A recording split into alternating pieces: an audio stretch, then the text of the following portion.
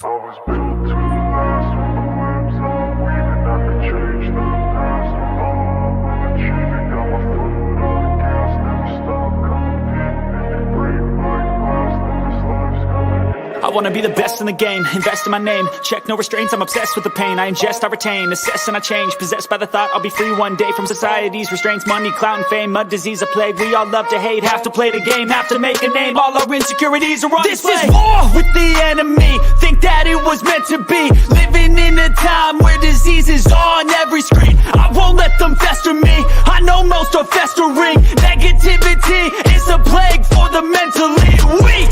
No mercy, all I got is working. Never stop searching, never quite so thirsty. I'm toxic and psychotic, with this logic you can't stop it. It's been chronic since I was a boy, so neurotic and chaotic. Built to last with the webs I'm weaving. I could change the past with all I'm achieving. Got my foot on gas, never stop competing. If you break like glass, then this life's gonna eat 'em. Make mistakes real fast, then you learn how to beat 'em. If you take off the cast, you can see all the healing. If the pain's in the past, move on from the grave and put your foot on the gas. No, never stop competing, yeah. I've been doing this, I'm on it. I just wanna be iconic. Sipping on a gin and tonic, got me going off when I'm on this topic, yeah. If I ever play, I want it. You know that I'm always honest. Stay away from those who are toxic. Keep them out your face, no way, you don't want them, yeah. Don't try to drain my energy. The enemy is everything. It's mentally, unhealthily, spreading like a rare disease. But I won't let it get to me. I don't need your therapy. I can leave a legacy of leading by intensity. Come on, we can fight this. Freedom is priceless. Spread just like a virus. Living in a crisis. Do you feel courageous? Do you seek greatness? Trust me.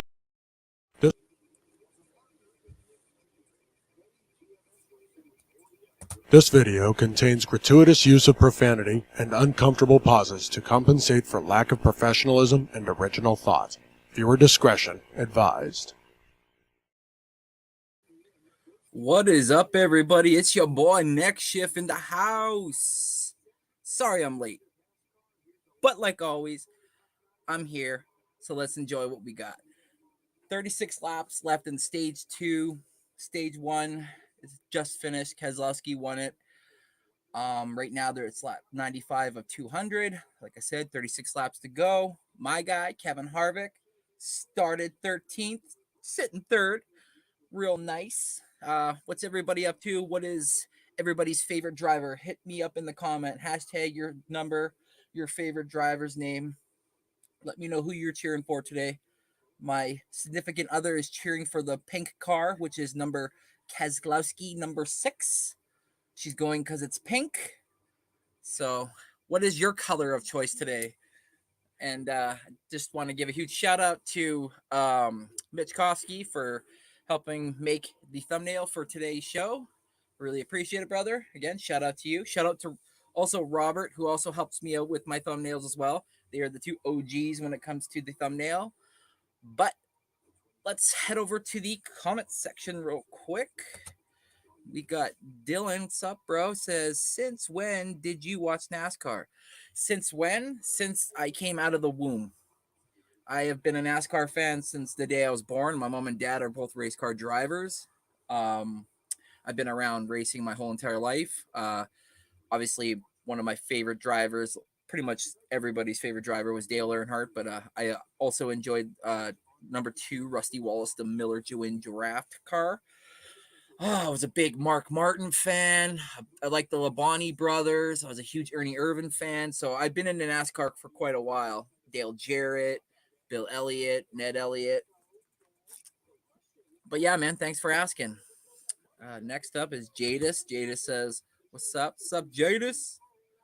Oh, snap. Got a big boy OG in here. Mac, the Giants fan. What up, Mac? Thanks for popping in, bro. Appreciate it. Love the support, my guy. And Dylan goes, I'm a big Kyle Larson and Jimmy Johnson fan. Oh, okay, right on. Sweet, man. But yeah, right now we're just in a commercial break. So as soon as we get back to action here, we'll start talking some more NASCAR. But yeah, like I said, everybody make sure you put in your favorite driver or your hashtag, your favorite car number of your favorite driver, past or present. And yeah, let's hope AK and Further can show up. If not, it's all good. But waiting for them to. They are busy.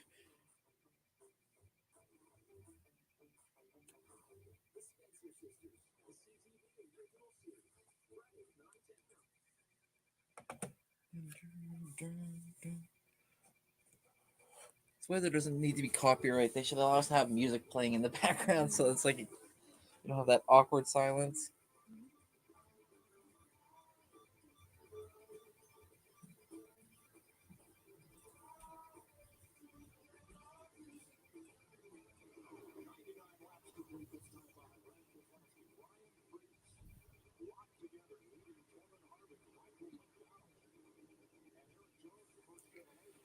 So 31 laps to go, and Brad Keselowski, Ryan Preece, my guy Kevin Harvick, Michael McDowell, and Eric Jones round out the top 5. Then you got Jimmy Johnson, Kyle Larson, Reddick, Ricky Stenhouse Jr., and Martin Truex Jr. leading out the top 10.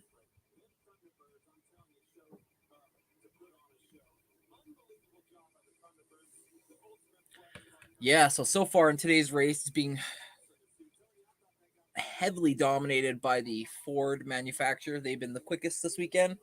Second's been Chevy. Third, obviously, is Toyota.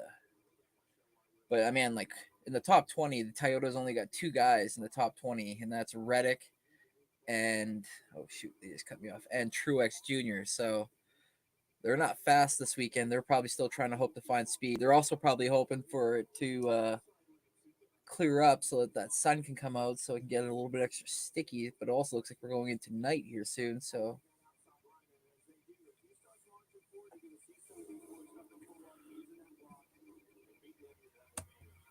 here we go. 30 to go. Again, it's single file for the first at least 5 drivers. And then the second line is about 7th place back. They're starting to charge forward, but they just don't have the cars.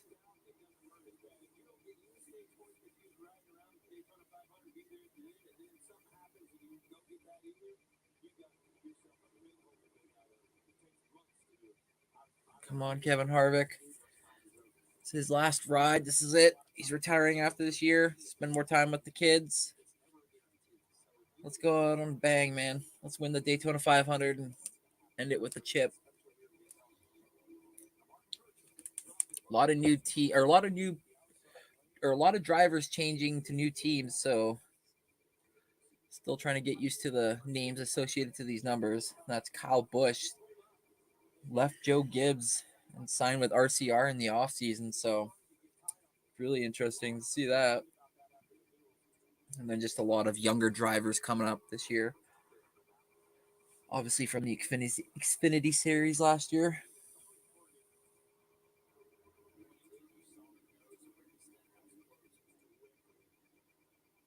Yeah, so the Fords are just being extremely dominant.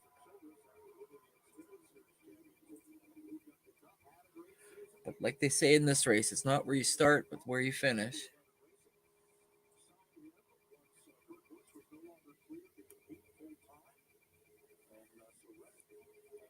But Kurt Busch is leading the second line. Well, like I said, he's now fallen back to at least 11th spot, and they're not charging forward.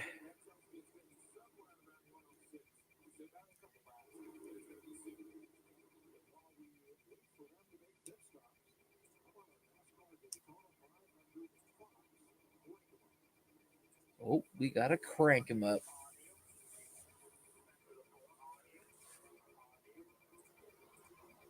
So we're at lap 104 of 200, 27 laps to go in stage 2.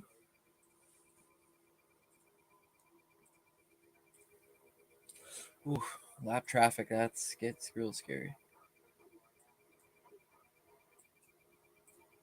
I love the in-car cam. I just love it. Like to see what the drivers are seeing right now is awesome.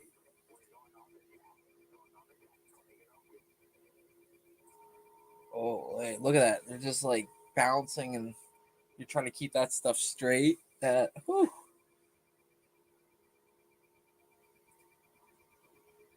Wow, good shot from the inside there. Now we're in Noah Gregson's Wendy's 42.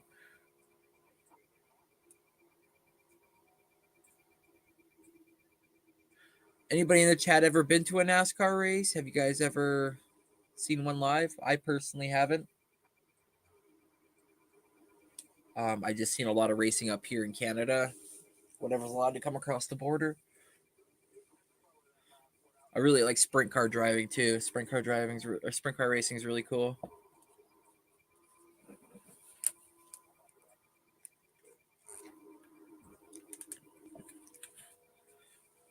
So I'm glad the weather held up because those clouds were looking like we might get some water, but they were able to disperse and looks good. Sun's starting to come out now.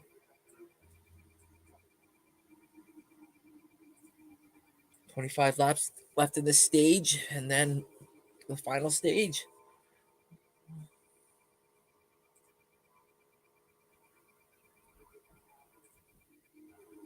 Second line is still, like I said, about 11th, maybe 8th back. So it's making a charge, but not strong enough to make it scary for this the front pack here.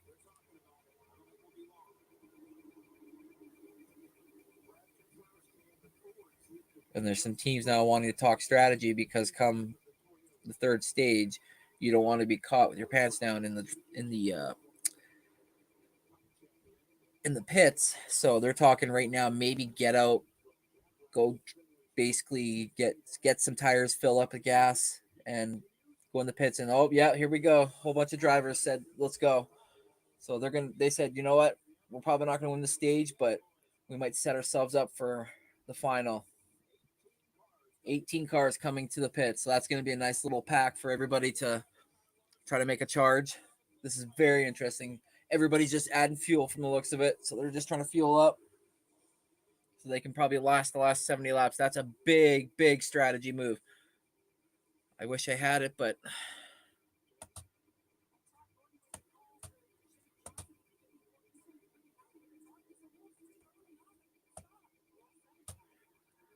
So bold strategy, Cotton. Let's see if it pays off for him. So bold strategy, Cotton. Let's see if it pays off for him.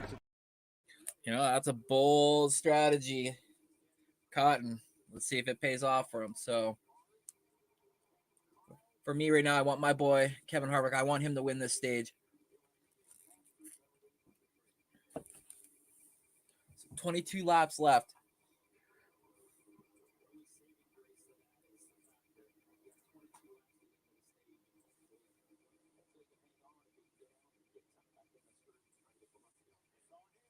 Oh, I saw. Yeah, I was just gonna say, like Blaney, I saw a hand out the window. So they're potentially either trying to motion listen.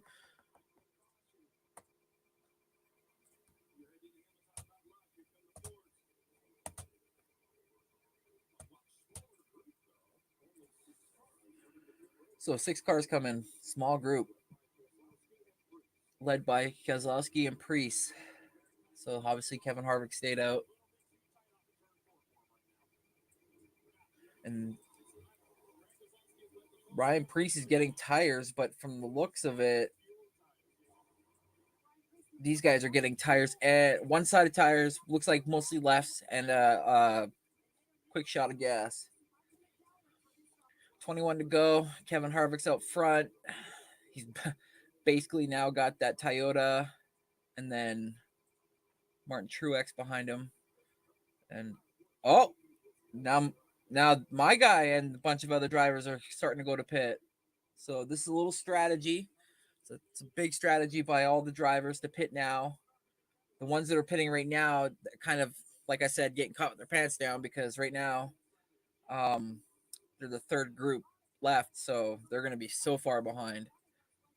Damn it! Damn it! Fucking stupid. You guys should have went with the first group. All right. So yeah, all the Toyotas plus my guy Kevin Harvick, who's a Ford. So 20 to go. Babyface, Weiner, Joey Logano's out front, and basically the guys that were left that needed to pit are pitting right now. So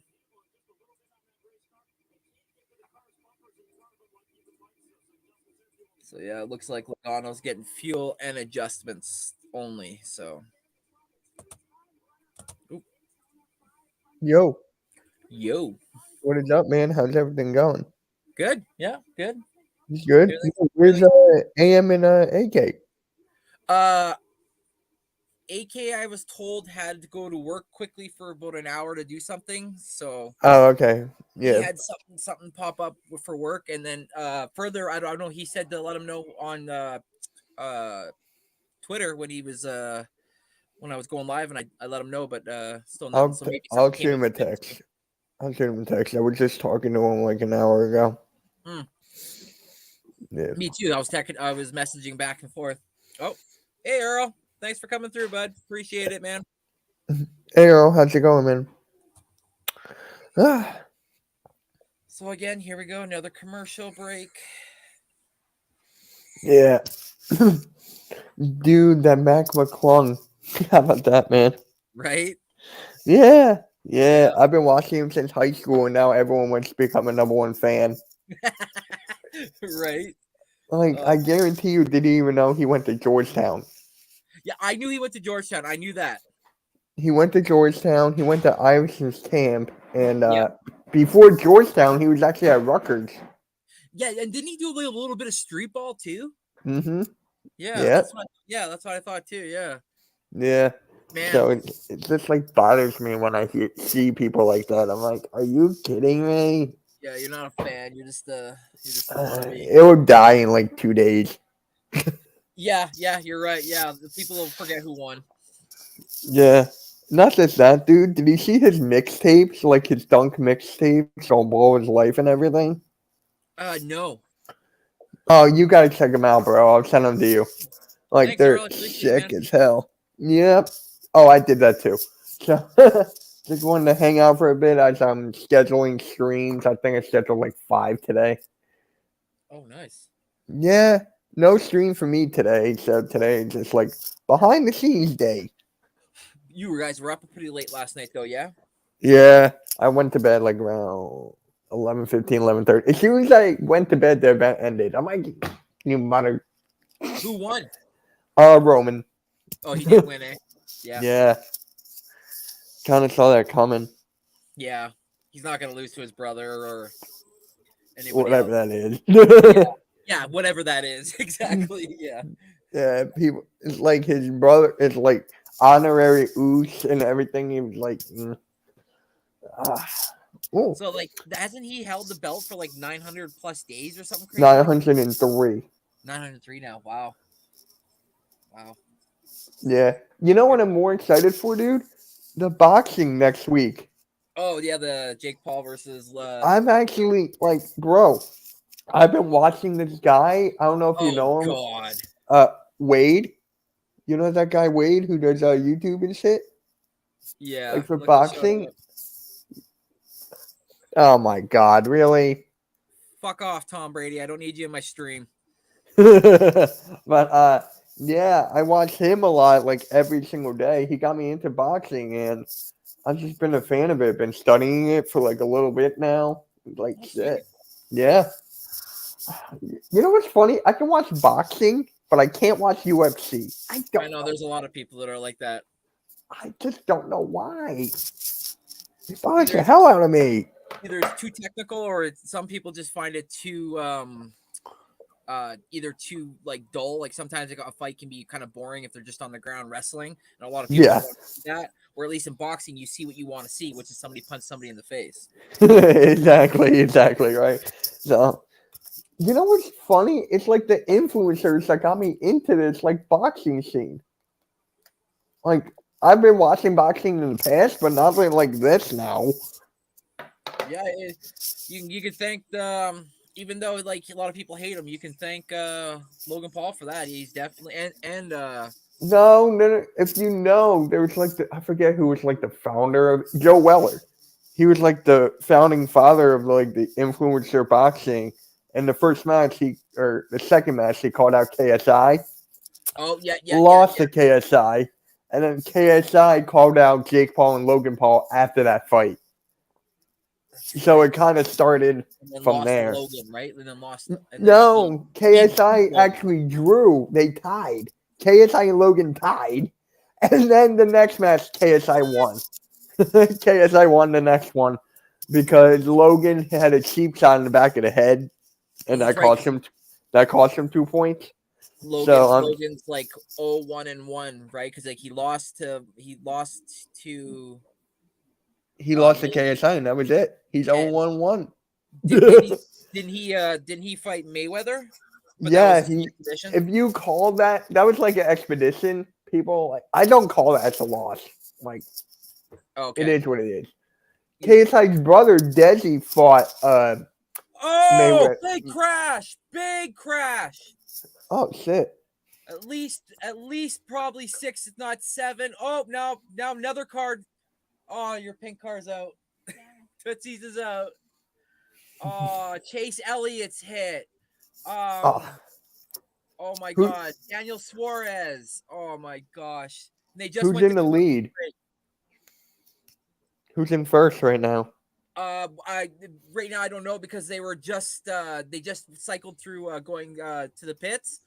But it was during green flag, so it's like they jostle for position, but it's like everybody's going through the lap counter at a different time, so they're just getting to actually show it. They went to commercial, but they split the screen because they like to show the NASCAR by itself without commentary, so you don't miss anything. And literally, as they went to commercial, somebody lost control, hit the wall, and came down, and there was all these cars, and he took a whole bunch out.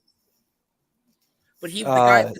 But to answer your question, the guy that caused the accident, he was in third. Oh, okay. Damn. So yeah. So a lot of good cars up front are going to be messed up right now. Oh, Yeah. he's done. He's done. He can't even move. He can't even get his car going. Yeah. So whenever we have some time, bro, I want to make you that intro like I did for DJ Storms. Yeah. Yes. Yeah. So we gotta like sit down and do that because you have backgrounds for like the UFC. You don't have an intro. Yeah. Exactly. Yeah. I want one. Yeah. We'll work on that for sure. And do you want the NASCAR to be the background instead of this? I can put it on there. Sure. It doesn't matter. I didn't. It was all it had DJ Storms and stuff. And I was like, oh. Yeah. You had to change it. So yeah, give me a sec, bro. I'll add it on. I had no idea how to do any of that stuff, so I just. No, it's cool. I got you, man. I got you.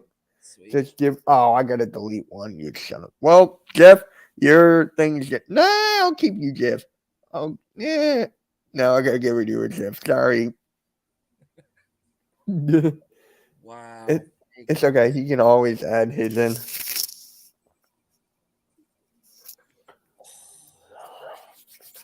I got so many basketball games like scheduled and shit. For the next half here? Excuse me. Yeah. I got the Sixers and Grizzlies on Thursday. I think I'm doing. Hold on, I gotta look on StreamYard. I forget already. Shit. I'm doing the Celtics and Bucks with Jeff in like end of March. What else? Come on. Number 43, Eric Jones is headed to the garage. Oh my God! Did Kevin Harvick? Okay, so they're showing the replay here. Number 45, Theo Reddick. He gets bumped by my guy, Kevin Harvick. He bumps Ryan Blaney. Blaney hits the wall. Theo goes down and he takes out Kyle Larson, takes out Chase Elliott, takes out Suarez. And then, I'm doing the Nets and Celtics with him March 3rd. Yo, Sixers are playing the Raptors end of March. Yeah, we should do that. Yeah, of course, of course. I'm doing the Sixers and Celtics on Saturday with Bobby. I'm going on his. Oh, sick. Yeah, like, dude, he called me when I was at breakfast. He was like, "Dude, did you see that video I sent you?" I'm like, "Yeah, I saw it. It was a video of like Embiid being mad why the Sixers are not being like win anything yet." I'm like, "You're son of a bitch." Fucking guy just trolls you. I love it though. I love it. I do it back at him. Like, oh, I didn't tell you what happened with me and Boys for Life. It was like when you remember when Antonio Brown was trying to like get back into the league, and Yep. there was like this picture of it looked legit of Antonio Brown signing with the Cowboys. So I sent him that picture to him. He was driving. He almost crashed. I'm like, I'm like, there you go. Wow. So watching the replay here, it looks like my favorite driver may have caused this accident. He got in the back of the guy in front of him, and that was the rest. 8-car wreck. Damn. Who's this Richard I guy? told you. I said to you. I said when the race starts getting closer to the end, um, it's gonna start getting accidents. Who is that? Let me call AM. Let's see where he's at. He might have got called away, like maybe went with his mom or his dad somewhere. Yeah, I get it. Let me put on speaker.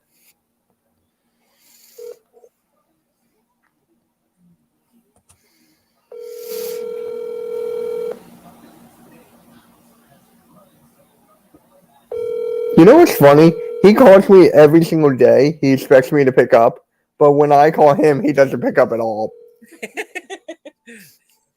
The next time he calls me, I'm throwing my phone across the room. I'm like, no. Well, the last time you called me, I was on the can, and I was like, I can't answer. I've done that. Yeah, I've done that to so many people, bro. It's insane. I'm like, God, man, I don't want to be on the phone. And like this, I'm like, Oh, God yeah. forbid he's like on a live or whatever, and he has me on speaker, and I'm like, in the background or something. Yeah. So I actually tweeted out earlier, like, if don't hop off the bandwagon if you're a fan of Mac McClung. And someone's like, dude, I'm a fan of him. Why do we have to know him as well as you? I'm like, bro, I study this game every fucking day.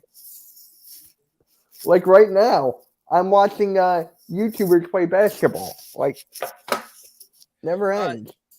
Martin Truex is my guy. All right, attaboy, Adam Costas. There we go. Oh, hey, Adam, what's up, man? Thanks for popping in, bro. You know, Adam, do you want to pop in? I'll send you the link if you want to pop in for a bit. Don't worry, no Eagles and Giants talk here. Maybe.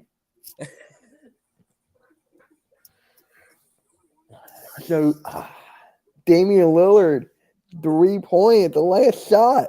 I know, I called it. I said, Oh, you did? if you go back in your stream or whatever and look at the chats, I'm like Damian Lillard's winning the 3-point competition. I'm calling it now. Oh yeah, I called that a while ago. Yeah. All right, Adam. I'll send it to you in the DMs. Okay, you can pop on. So 9 laps to go. We're under caution. They're just trying to get the cars off the track. They can't. So involved in the wreck: Kyle Larson, Chase Elliott, Ryan Blaney, Martin Truex Jr., Eric Jones, Tyler Reddick, and Daniel Suarez. So Adam's guy is involved in the wreck. Martin Truex Jr.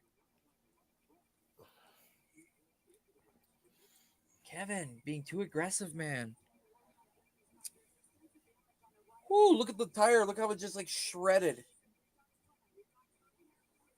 My dad hates those rims. He's like, what are we turning into, F1? Oh yeah. Because now NASCAR uses single lug nuts like the F1 does, where back in the day it used to be like 1, 2, 3, 4, 5, and then take the tire off. Now it's just a single lug nut, pop tire off, put the tire on, and then back on again. All right, there. I send you the link. Old NASCAR heads don't like it. It's funny because it's like any sport. It doesn't matter if it's NASCAR, if it's football, if it's basketball. People of that era, of that century, are gonna love that era. They're not gonna like the new stuff. You know what I mean? Like a lot of older basketball players probably hate that the NBA is turning into a 3-point contest. Yeah. Are you watching the All-Star thing tonight? I can't wait. I'm thinking I might. Yeah, actually, I think I might. They're doing a draft right before. Oh, are they? Yeah. And you want to hear something crazy? They're drafting the reserves first, so no one gets upset at being the last pick. So they're like, wait, who's ever the last pick in the reserves, no matter where you go, it's still the last pick. Yeah. Oh my god, so stupid. Embiid may not even play, which I'm like, hey, I'm upset, but it's just like his health is more important to me. Really? Well, yeah. Yeah. We got a Well, rough stretch of games coming up. A rough stretch. no KD. Like Grizzlies right out the gate. Right out the fucking gate, it's the Grizzlies. So Kevin Harvick takes out Reddick. Reddick hits into Martin Truex, and then comes off the wall, bounces back, hits Blaney, and then Blaney and Truex finish the rest of the cast. So it's lap 57 of 65 of stage 2. We have 8 laps left, and then 70 for the win. Wait, did Machado get like a huge deal or something? Hmm? Manny Machado, did he get like a huge deal or something? Because I've been like seeing everything. No, something that I think has something to do about the World Baseball Classic. Ah, gotcha. I think it, like, I don't want to be quoted as wrong, but I thought I read somewhere on Twitter where it said something like he's like, we're gonna win it all, like we're taking it this year. They got a good team. Oh yeah, So do you guys. The Americans have a really good team too. yeah. I don't pay attention. I don't watch baseball as much. I just love all sports. Hey, what's up? Good afternoon, fellas. Evening. Good afternoon, evening. Adam. How are I you? didn't know you were a NASCAR guy. Yeah. I like NASCAR. You know, I mean, Martin Truex Jr. is from New Jersey. Funny story about him is when I started being in broadcast, I worked for a news outlet, and in my town, or not my town, my state, and we went to a show where Martin Truex Jr. was kind of there. It was called Wall Raceway, and they had sawed off like race cars. They weren't racing the full NASCAR, and he was there because we wanted to talk to him. He was eventually going to be called up to NASCAR, a big rookie and everything like that. So I started to follow his career, and he's been my guy ever since. So, Oh, so he's driving like modifieds and stuff. yeah, modified race cars. You know, Sick. not the full Okay, thing. sick. That's cool. Hey, Aaron Judge. Then I found out why they like NASCAR is because when you were there and you were watching, at first I'm like, I'm not really going to be into this, but then you get hooked on to Truex Jr. and you watch his car just, and then you're just mesmerized by how Right? fast they're going, and they keep going around. And you know, I mean, some people like it. It's like hockey. Some people like it for the fights. Some people like the sports. You know, my guy growing up used to be I forgot what was his name. Was it Bill Elliott? Was my guy the guy who used to drive the Reese's car, and then I used to like Tony Stewart was my guy as well. So those two guys. Home Depot. Yeah. One, because I loved Home Depot, but two, Tony Stewart was always fucking with people. I'm like, this guy is funny. The reason why his nickname's Smoke for a reason. He was all about it. He was all about the drama. So, I mean, I liked him growing up. Bill Elliott, like I said, was the first one because I loved Reese's. So he had Reese's and McDonald's. So he was cool. And then, of course, you know, everyone liked Dale Earnhardt. And I loved Jeff Gordon growing up because he was the young guy when I was growing up. 24 car DuPont. I loved it. I was like, yo. That was my mom. My mom loved Jeff Gordon. I was a Rusty Wallace fan because I loved the number 2 Miller Twin Draft black and gold. That was such a crisp looking car. And my dad was a big Dale Senior fan. Oh yeah, well I think it was Jeff Gordon because he kind of was like the Michael Jordan at that time. Absolutely, he was the new kid on the block that was like willing to push back when a lot of people wouldn't push back towards the Intimidator. Right. So you're right. And I liked him just because in that era of racing, he was the guy, and everybody wanted to be a part of him, and he was on every endorsement deal, and Absolutely. I mean, guys hated him. I mean, Michael Waltrip hated him, Darrell Waltrip hated him, Mikey, all these guys. I mean, I still like Kurt Busch, but we'll see. I know a little NASCAR when you were into sports like I was. everything. You touch everything a little bit. You know. Absolutely, Adam. That's the same. It's the same here, man. Like obviously, like I don't live in the U.S., but like I grew up here in Canada, and like like I said at the beginning, my mom and dad were race car drivers, so like I Right. grew up on like both sides, whether it was drag, whether it was oval, whether it was demolition derby, whether it was figure eight racing, whether it was truck racing.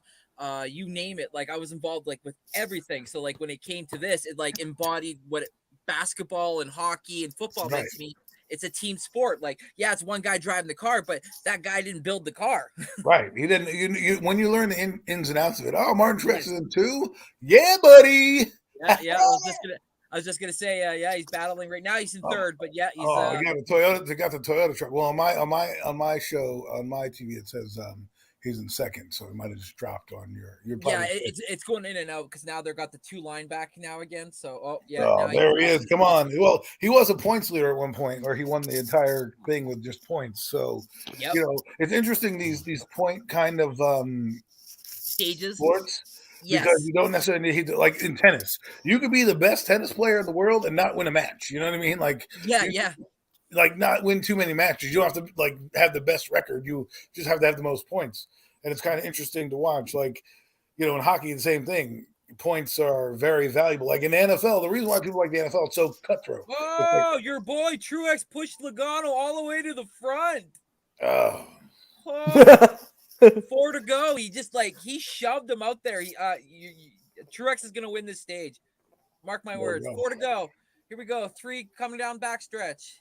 Yeah. Oh, but Ross Chastain comes on the backside with Alex Bowman. So yeah, they're fighting back and forth here. This is good. It's here funny we go. because you don't realize how. I mean, 191 miles an hour is fast.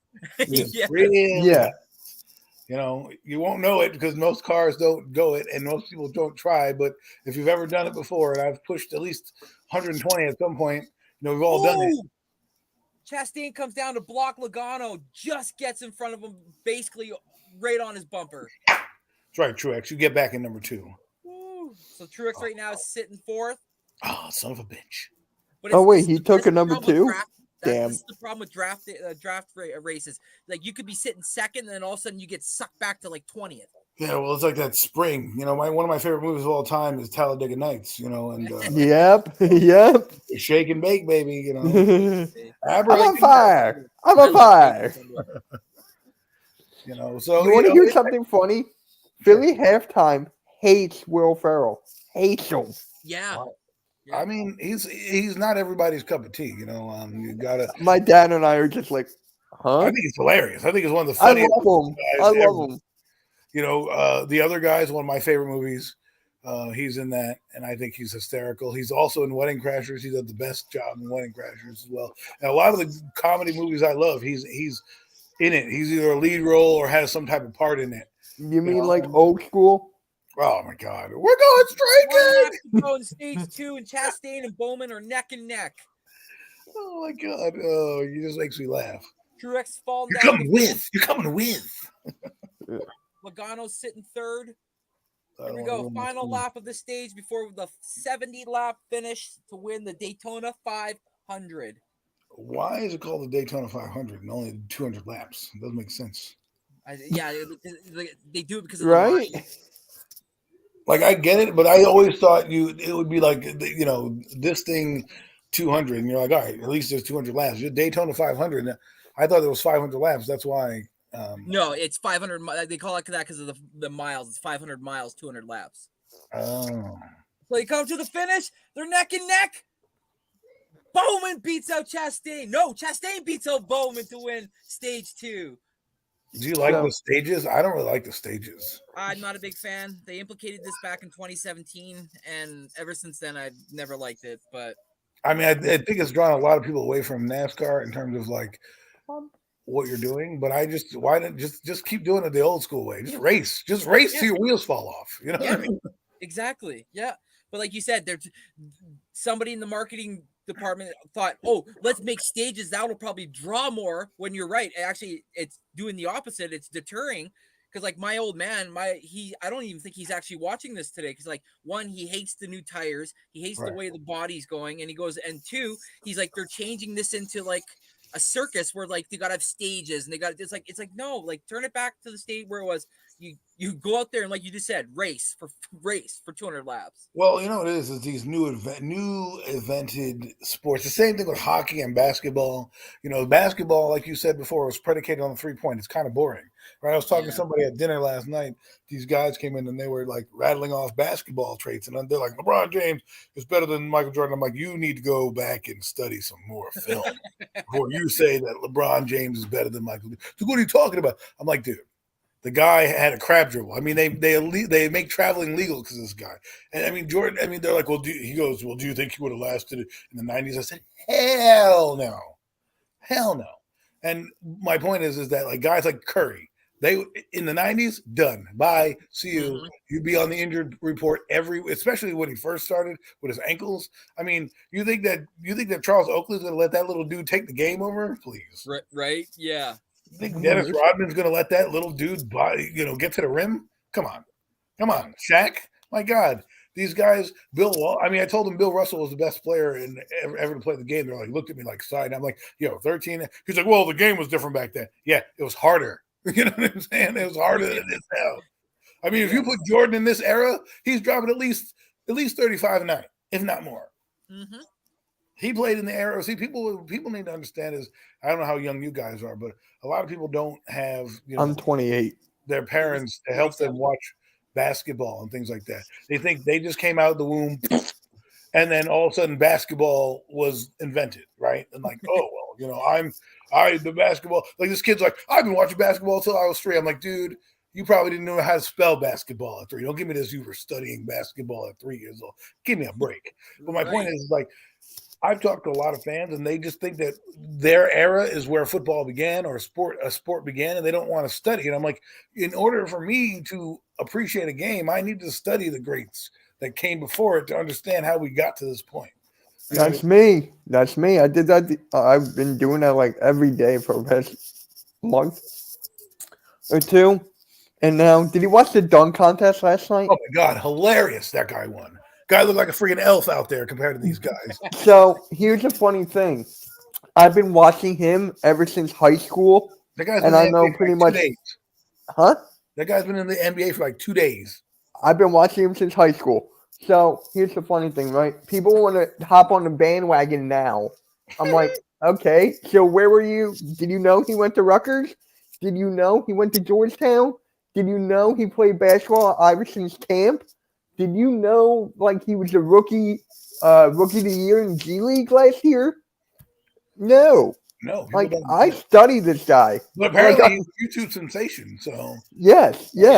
And the dunks that he was doing, I'm like, I sat there watching with my wife. I'm like, over. I did the Kenny did this. It's over. Hey, Midge, do you want to hop on too? They're watching NASCAR. You want to hop on, Midge? I'm sending you the link via Twitter. But it's funny because, when you watch, what happened last night. Yeah. And you see these guys who dunk. It's like, I don't mind these young cats coming up, but I want to see the stars. It's the NBA All-Star game, not the NBA All. Did you see what Midge said? Yeah. Well, Midge just like to stir the pot. That's what he's good at. I mean, if there was a job for stirring the pot, he'd be the CEO. But I just like how things roll, and that's why I hate when they tinker with sports. They tinker with sports. Right. Comes with, like the NBA, the NHL. Like the NHL, they have all these different little things that they've done, and they want the scoring. They want less fighting. I'm like, why do you want less fighting? I mean, it's the only sport where you can literally knock somebody out. I mean, in the NFL you could do it too, but not like with your fist. You know what I'm saying? Like the only sport that's not like MMA or any of that shit. Yeah. Where like if somebody hits you in a way where you NASCAR. They're watching NASCAR. You're like, I can take care of this my way with my hands, and you can fight somebody. Right. I'm just saying, like, think about that. Like even in NASCAR, they get out of the car sometimes and punch each other. It's kind of a funny little thing. And I'm looking at it like this is how I roll, man. This is how I would.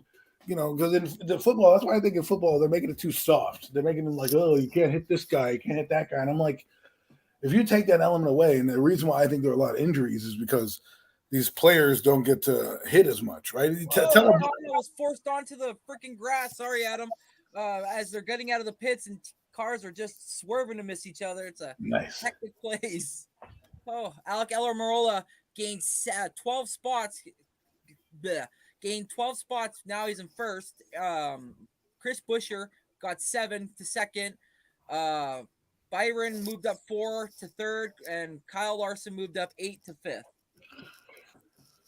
So yeah, I mean, I think you ask a boxer to go box after not sparring with anybody, you're going to get the injuries that you see. You want to hear something? Right. We're doing the Jake Paul and Tommy Fury fight next week. Oh yeah. Yeah. I'm getting into boxing, so it's like, hey, might as well. You know what's funny is how the pit crews work so fast. Like I always found that watching that was the most interesting part. To see Did you see that guy, Adam? Almost Yeah, get run yeah. over? I've seen guys get run over, flip over cars and shit. They Yes. they take that gas canister, just shove it in there. I just love that sound. Right. You know, and your pit crew is essentially your lifeline. If they can't get your new tires on quickly, oh, there's that guy. He's diving. Oh. Oh, you just saw it. There you go. Yeah. See? Oh my Yeah. God! Look at it. They always have that. They have those breakaway. They have the breakaway bodies now. I don't like that. I like that, but I don't like that as well. It makes Like it fun. and like you were just mentioning, right? Like if the guy can't even get the gas can out in time as the car's leaving, I mean, Right. you're there's a penalty. You're fucked. Right. There's all this type of things, and you know, people get hurt and stuff, and break legs and get run over, and people don't realize how. Like, there's a woman on the pit crew, one of the teams, and they're like, "Yo, how do you deal with it?" I'm like, "Dude, you imagine you're a mechanic and you have to basically fix a car on the road because you're putting at such a high performance level, right? You know, your cars aren't meant to do that." Yeah, Right. You know, it's funny how you have like Toyota and Ford and all that stuff, and it's I just like see, the thing about NASCAR is I don't watch it every week, but if it's on, I put it on the background. Right. And I used to like it, like I said, like it would have the stages because it would be on and just keep going, and you could be in and out and see, oh, here's Martin Truex doing this, blah blah blah. And the pit crew meant more because there was no real timeouts, there was no stages. You didn't have to stop and come off and reset everything. Like I feel like every stage, it's like they're starting the race over. You know? Yeah, that's what it feels like. That's why so many people hate the stages. Because if you would just go, then you could really see who a real driver is because you take away the momentum of that ride, right? If you have to stop, you're in fifth place. Now you have to gear back up, you know, and try to beat the people in front of you. And something could happen like with the pit crew. And now you're in eighth place, right? And it just, to me, that, you know, it was better when I was a kid, they would just run. You individualized your pit crew. Your guys like, yeah, come off now. Your tires are blown, blah, blah, blah. And you're like, all right, boom. You come off there.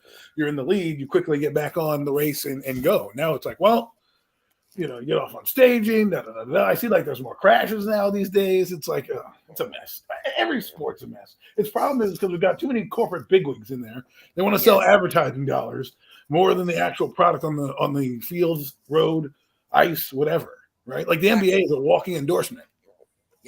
And I mean, the worst part is now they're starting to outsource their jerseys. Like, oh, you see the Philadelphia 76ers with like a little whatever insurance on them, and then you got this team with that, and you're like, dude, come on. I hate that. Yeah, you're right. Marketing on your jerseys, like they're talking about doing that with the NHL, where like hockey players would have like Shoppers Drug Mart or Home Depot on one side. It's like, what? No, the only thing that's supposed to be on a jersey is the crest. That's it. Right. Well, I like that. I like that they do that in NASCAR. I always thought that was interesting. Right. That to me was cool.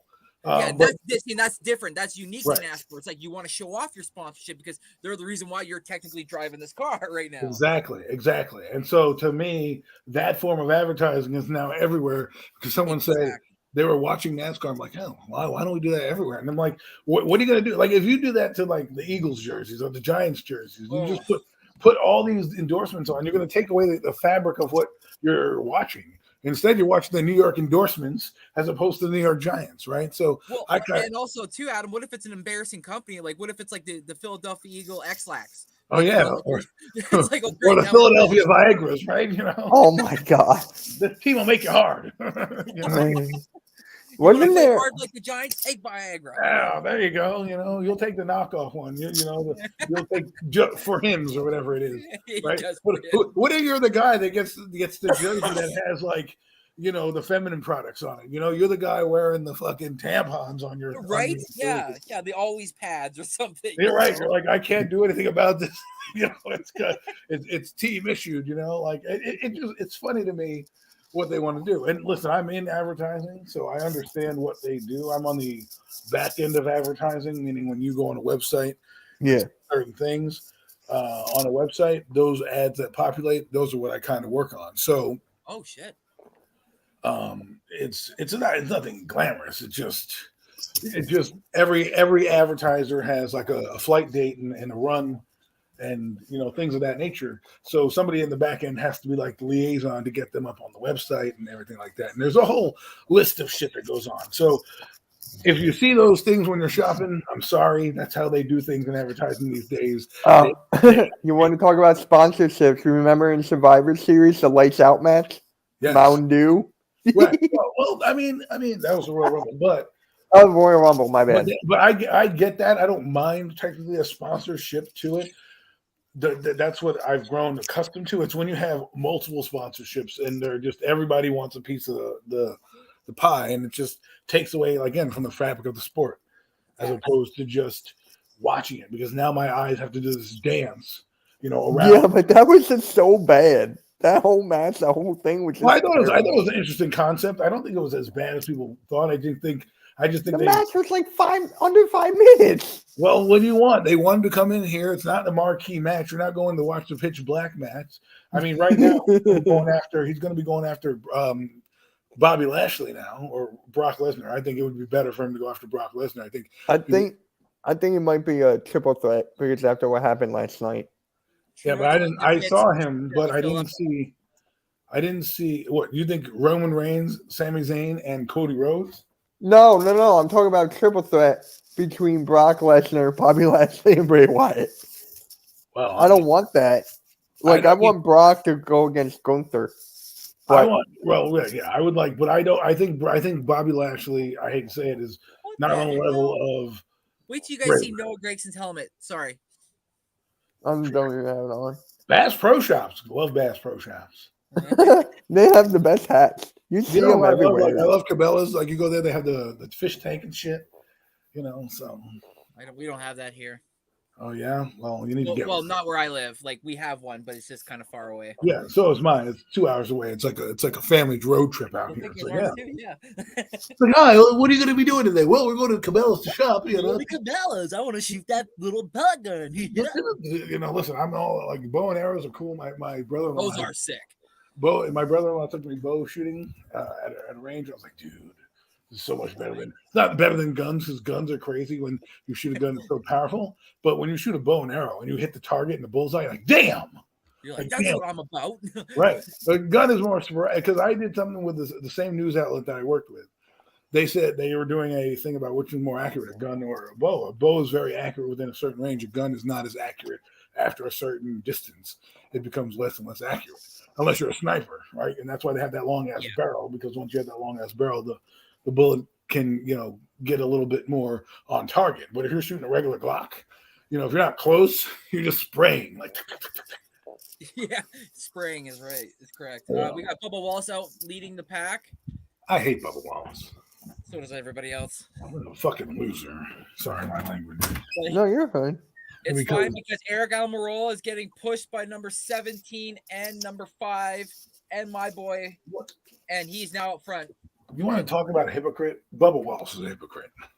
That's what everybody's saying. You're a hypocrite, bro. First off, you staged something that wasn't even real, right? Well, the funny thing is that's the typical knot that's on everything that's around a racetrack. So right. And no one put it deliberately. No, bro, it probably just fell off your garage door, you asshole. Basically. And they put it down in your pod so no one would forget it so they could tie it back to the thing. They probably put it on his car because it was probably right by his car. So they're like, oh, shit, somebody might want to know where this is. Right. Just put it here. It was no ill intent. There was no malicious intent. No one left a note saying, I'm going to get you. Yes, exactly. Yeah. No one was like, here you go, Bubba. Right. Like, come on, bro. Come on. I mean, it's like Tiger Woods got in trouble for a tampon joke the other day, and they're like, "Oh my god!" He's like, "Yeah, it's a joke." I'm like, everyone's so sensitive. Wait. I don't know if AK told you the joke. He took it from me. What's this? What's the same thing from Tiger Woods and Santa Claus? What do they have in common? Sorry. They both have a large sack. They both done 3 hoes. So Blaney's tire comes completely. That's a off good one the too. rim, I didn't even think of and that he's one. driving around the track with his tires just tearing up the track. Oh, this is crazy. Wait till you see this if you got it on, Adam. This is My nuts. God, what doesn't make sense to me is like, how does your wheel fall off, bro? Like you're supposed to tighten it up. Like Someone's the wheel didn't fall off. The rubber came off the wheel. Oh my God, even worse. Wow, is that a Mustang I see in there? Oh my God. Pennzoil. So Almirola, Busher, Larson, Wallace, Harvick, Hamlin, Byron round up the top 6. Oh my God. You know what I hate is I hate when you're driving and they have those on the road. Oh my God, the guy's riding on his freaking rib. Right? Like, get to the pit, bro. Get to the he can't stop. He can't stop. Oh my God, It would be like you're on rails. You Oh feel my like you're God. like going straight and can't stop. This axle's probably fucked, man. Oh, his control arm's definitely messed up now, definitely. Oh, dude, look at that wheel. He's screwed. He is screwed. Because I've been there when driving in the car, have a blowout, and you can't go anywhere. You have to just pull over and be like, fuck. Especially At least he has a pit crew. You know, they'll get a new tire on real quick, but jeez. You know how hot that tire is going to be, though? That rim? Oh my God. Well, the interesting part is like, it's funny how they take a week to tune the car up. You know what I mean? Because from race to race, the beating that they take. Yes. Because they take a beating. I mean, how many crashes have been in this one already? My God, there's been so many caution flags. That's another thing that sucks. If you have more crashes, you're stuck when they run the caution guy out there, and you have to kind of just stay in your lane. You're like, damn it, I was winning, and now this asshole behind me crashes, and now we have to stop. Well, and also too, it puts more wear on your tires when you're not necessarily racing. So you're like, okay, now my tires are getting eaten up, but I'm not really killing the laps. I'm going slower, so the tires are getting eaten up, and I'm not going through the laps quick enough. So you're like, Christ, I might have to go get new tires now too. Are the tires a little thinner? They look a little thinner these days. I mean, They are. That they have to be because of the way the rim design is. It's the lip. They have to be like. That's why so many people don't like the new rims. But it's also because they went to the single lug nut, just like F1. So they're not going do. They're just going do, and then the tire on. See, they're trying to cut back, but you're losing out on what your tires are made for.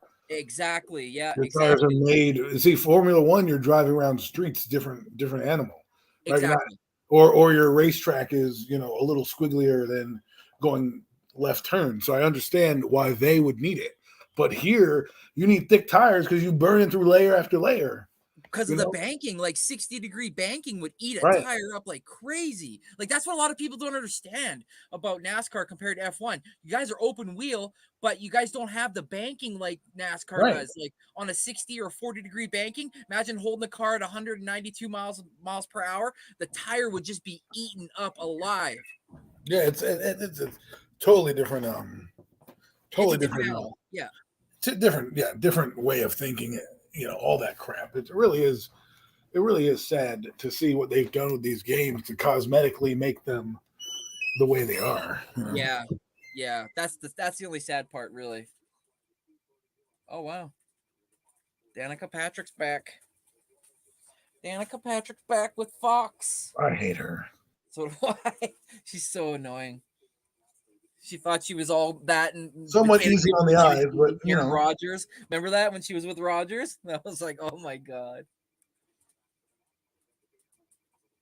So Almirola, Busher, Harvick, Wallace, Hamlin, Cindric, Keselowski, Priest, LaJoy, Burton, McDowell, Haley, Gibbs, and Suarez round up the top 15. Yo. 59 laps to go. What's up, brother? I don't know how I missed your message. It's all good. I called you too. I didn't get a call. Really? Yeah, he put you on speaker now. Or not speaker, speaker. Yeah. And then I was telling Randy this, and I was like, AM expects me to pick up every time he calls, and the one time I call him, he doesn't pick up. Yeah. How you doing, man? How you doing, further? You good? Excuse me. Have you been watching it? Looking at my phone. I didn't get a call.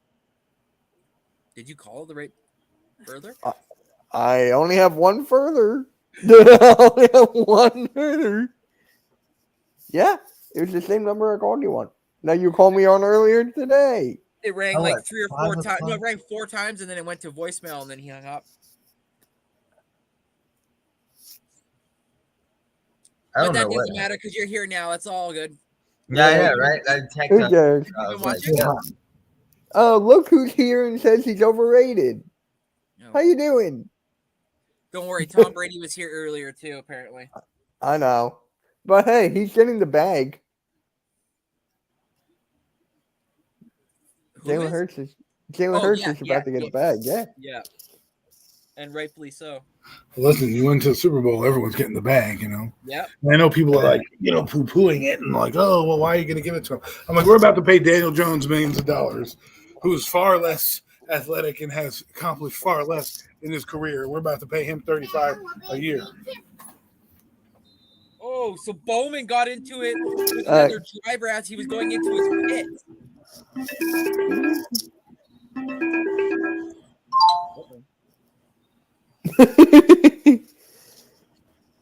That's funny. So Alex Bowman has to go back in the pits because when he was going into his pits, another driver was coming out and they hit each other and his fender got all tore up. Wait, pitch? Allen Pitts. Ow. I was thinking, what are we talking about here? Pitts, where I the know cars what you go meant. to I pit. know what you meant. I know what you meant.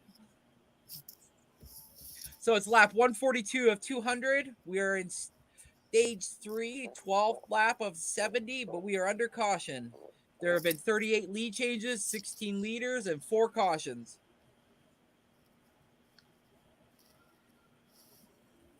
Oh, by the way, I don't know if you can hear me, but please give Daniel Jones $50 million a year.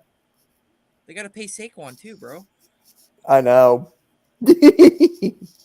It's not like we're in any better situation. Apparently, there's a lot of rumors going out that apparently we might not even be able to afford C.J. Gardner-Johnson now. I know. I'm like, oh, man. Don't worry, they're going to get the best corner in the draft at number 10. So, Christian Gonzalez? Joey Porter? ooh, I like Joey Porter. I love Joey Porter. I don't know if it'll be about who your D coordinator is because you're really going to try to build it around that. Yeah, exactly. And we still haven't announced it. Like everyone's talking about Eric Bieniemy going to Washington. And they're like, well, how's he doing? I'm like, yo, he's the assistant head coach, and we'll see if he's really good. You know, we'll see if it's Andy Reid that was really the catalyst, or if Eric Bieniemy's the guy. Absolutely. Listen, I hate to say this, I'm not worried about the Eagles because somehow they find a way to always be competitive, no matter what. Okay, we're back to green flag, boys. 57 laps to go. On the road to victory. Can't say that because we're not on the road to victory. On the race, we are. So, fuck, I can't. This is the only problem I hate about NASCAR is like when drivers change teams, it's the owner that owns the number, not the driver. So it's like, you know, if I'm thinking of a driver's name on that car, but it's not the same driver because it's switched, it messes with you, man. It should be the drivers own the number, not the owners. So Alec Almirola is in the lead. He's being pushed by number 17, which I think is Stenhouse, and also number 4, Kevin Harvick. They're kind of separating themselves a little bit from the pack, but right on Kevin Harvick's ass is Denny Hamlin, number 11. That's an interesting fact you just threw out there because, you know, when a player goes to a different team, he tries to take that number, right? Right. That's what he's been represented by. So that the fact that the team wants to keep the number, it's kind of stupid if you ask me because the people know he's not the guy under the hood. You know what I'm saying? Exactly, right? That's like saying, oh, let's put the number 3 car out there and pretend it's Dale Earnhardt, you know? Yes, right? Exactly. Right. That's why I hated it when Rusty Wallace finally gave up his the seat and he gave it right to Brad Keselowski, and Keselowski jumped right into the number 2. And I was like, yeah, but in my head, that's always going to be Rusty Wallace, not Brad Keselowski. So it's like it kind of just messes with you.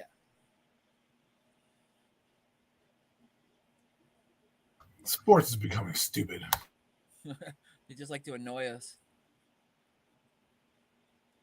So it's like where's Waldo of sports? Hey, where's this guy now? Yeah, especially in NASCAR too. all these Yeah, I other love different free factors. agency, but it changed the lineage of sports. Like you don't do the same things anymore.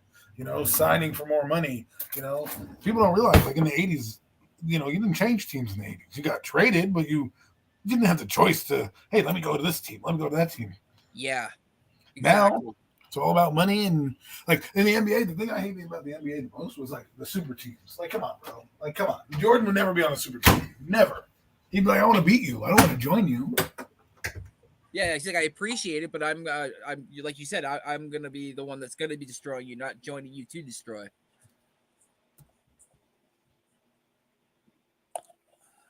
Like, I don't like KD's comments the other day saying that trades in the NBA are exciting. It's like, no, you guys being divas is what makes the trades supposedly exciting, but they're not exciting. They're annoying because like a team literally has to give up so much equity, so much draft capita that just to get you, and then if all of a sudden it doesn't go the way you were hoping it goes, you dip like a little diva, and now that team's sitting there going, well, we don't have anything now. We got to start from scratch right from the bottom, and you're sitting there walking away with the bag at another team. Well, who's it fun for? The team that loses the best player? Like, come on. Right? Yeah. Like Jeff said, he's like, like I had arguably two of the three best trend-setting players in the NBA with Kyrie, KD, and Harden, and he goes, you fast forward and like the team's basically makeup is completely different because of their decisions of not wanting to stick with it and ride it out. But no, when in doubt, bail. I think the NBA is worse than most sports with that because they let the player dictate where to Yeah. go. Like the NHL's almost trying to a little bit in a sense, but I think I 100% agree, Adam. It's the NBA 100% first with that. Then I think it might even go NFL a little bit, and then it's hockey. Well, at NFL, I don't think you have the wherewithal to do it because you have a salary cap. So a guy That's can true. complain and say, I want to leave, but you're like, well, you're under contract, so yeah. Right? NBA, they're like, we'll just buy him out, blah, blah, blah. There you go. You know what I mean? It's like, give me a We'll break. just put it to dead cap. Yeah, true. Exactly. Because the NBA, the problem with the NBA is they let the players take over. They give them these salaries. They make them sit here. They try to tell you. They try to dictate everything. And NASCAR, it's happening too. When you can't take your own number back, it's kind of just just making it weird. Like Well, everybody. yeah, that's your lineage, right? In a sense. Yeah. Like, Well, am I wrong? Like, think about Jordan not having 23, right? exactly. What if That he was number, 9? Like, what if he was 9? right? Like, Well, the thing is, I like, feel like he if he wouldn't went have to a the different, like LeBron James went to a different team, tried to change his number, and everything went awry. Right? I was saying last time he went to the Miami Heat, he turned into the villain. He couldn't take it. You know what I mean? And thankfully, Eddie Jones wasn't a famous player from Miami that needed that number, so it's not like he's taking it away. Like I like when Jerry Rice went to Seattle. He asked, I think it was might have been Casper or Largent, Steve Largent. I think, and he goes, "Can I use number 80?" And the guy goes, "Sure, you're Jerry Rice. Of course you can use number 80." You know? All right, guys, I'm gonna hop off. I'll see you guys later. All right, Have a good one, Mitch. Thanks, bud. Yeah, no problem. Hey, you support all of us, bro. I had to come back and support you, bro. Appreciate it. Yep. Peace. Fly will fly. Let's go. Oh wow, a lot's changed. Hey guys, I'm gonna hop off too. I just want to support you guys. Say Hey, hello. I appreciate it, Adam. I really do, man. Thanks so much. No problem, man. You guys are good guys. You let me talk my talk, walk my walk, and you don't judge me for it. So I appreciate all that. So next season, the next season already started. People are already up your butts about it. No, I know. The greatest thing about the off season is you're 0-0. The worst thing about the off season is you're 0-0, and those people who shouldn't talk trash are talking trash. Exactly. Yeah. Like, yeah, man, look here, you're a loser. I'm like, dude, we're 0-0, nothing's happened. And the thing that I love the most, I was talking to a friend, and this was the last thing before I go, is every fan base thinks they're the only team in that particular sport. Like, yeah, we're gonna dominate next year. Woo! We're gonna get all these players, and you're like, well, what about the rest of the 31 other teams in the NFL? Like the Giant fans are like, oh, we're gonna beat the Eagles next year. What, the Eagles are gonna be asleep at the wheel? They're just gonna not make all these changes. So Yeah, I know what you mean. Yeah. anyways, I gotta get going. Somebody's hungry, so talk to you guys No later. worries. Dad duties are calling. Have a good one, bro. Appreciate it. You too. Further, I just gotta go pee really quick. I'll be right back, bro. Okay.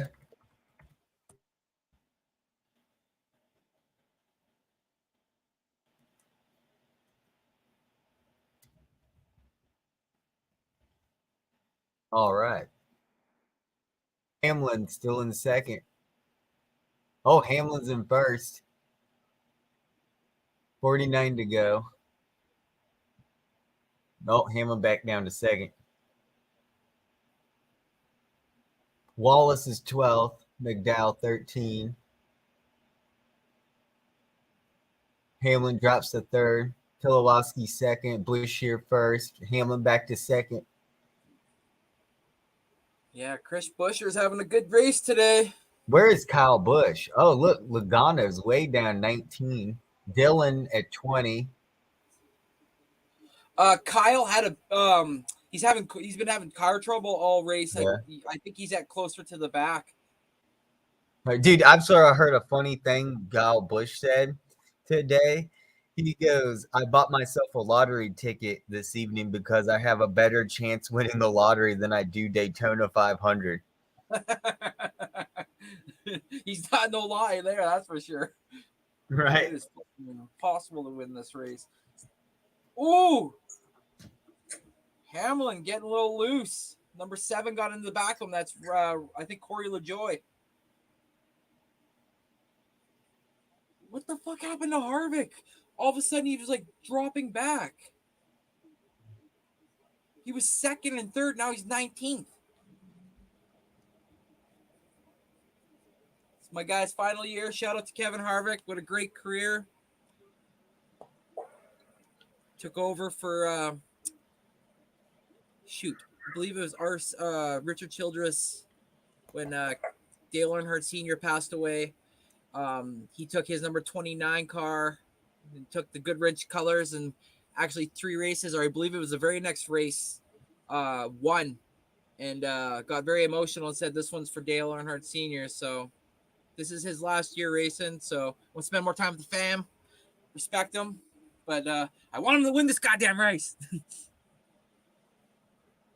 For me, as a fan of NASCAR, the only people I do not want to see in the winner's circle is Jimmy Johnson, Austin Dillon, and Brad Keselowski. My wife wants Brad Keselowski to win. Oh, and Hamlin. Oh, and I like Hamlin. My cousin loves Hamlin. He's such a good driver, though. Wow, how the tables have really turned. The beginning of this race, it was all Toyota. And now it's become Ford. Typical Fords. They're always when the weather starts to get darker and the sun goes away, it's like they wake up. Yeah. But what I'm really surprised about the Chevys. Like, where the hell are the Chevys? Like, they're like they're not having a race at all. I really like this drone footage in the middle of the map. They should just do that instead of having it on the outside. Just have the video footage in the middle and just keep going around. Because I like seeing how realistically fast they're going. You can't get that on the outside camera. Exactly, right? Yeah. It makes it feel like you're there almost. Yeah, they are hauling ass. If you put some wings on those planes, they would fly and turn into airplanes. That's why they have restrictor plates on them further. If they didn't have restrictor plates on the motors, these cars could take off. No, dude, you definitely can. I've seen you can take off on a Cessna going 75 miles an hour. Yeah, exactly. They're going 190, dude. They are ready for takeoff. Like when you watch for example, like right now it's on commercial for me, so like it's got half screen. If you just look at their surroundings as they drive by, it's like you can't even make out what the hell you're looking at because they're going that fast. And like you said, a Cessna takes off at 75 miles per hour. Jesus Christ, they're tripling this. Oh yeah. Even a commercial airliner, you can start getting up at 140. True. That's a jet. So I mean, I know that these are wheels. They're not jet engines or propeller. No, but I know what they're going the speed. They will lift. If for any reason they get into an accident and that roof flap doesn't lift up, they're ended up in the stands. Right. That's why they do that amazing design you saw on Gran Turismo, where they design the cars to keep down. Yes. Yeah, and let it's the like that. wind to go around. Yeah, it's called lower Fast- downforce. That Yeah. you force your front end and your ass end to kind of hug the front of the what you're holding on to, like asphalt or ground or whatever, so that way you don't take off. That's why they need the spoilers. That's why I love this sport. It's more to it than just going around in a circle. Like Adam, the person I honestly like, that shocked the shit out of me. That was the last person I thought I'd have popping into my stream talking about NASCAR, which is really cool. That's what I love about sport. It brings people from all different areas that you don't normally think would be a fan of something together to talk sports. And like, he's very knowledgeable. Obviously, like he said, like, I don't know if you heard him, but he went to an event where he watched Martin Truex as a rookie before he got into NASCAR. He watched Martin Truex race Yeah. modifieds, so he's like, I got to see him before he got into NASCAR, so Who he's is, been following him since. is this the end right here? 41 to go. Yep, this is it. 41 All to the right. 500. Yep. Which is crazy because I had it capped at 6 cautions today. Oh, it's gonna get more. It's gonna be it's more. already at 4. Yeah, wait till 20 to go. Yeah. That's what I said That's to when my they wife. That's start what I said really to good. Alicia. Oh, I said, have wait you till like talked 10 or to 15. you talked to AK? No, I haven't.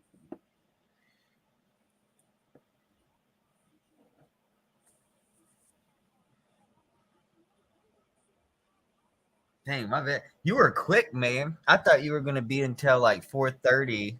I don't know what happened. Probably 4:30 my time or your time, 2:30 my time. Oh yeah, okay. Yeah. I know everybody keeps forgetting I'm in Canada. So here I go.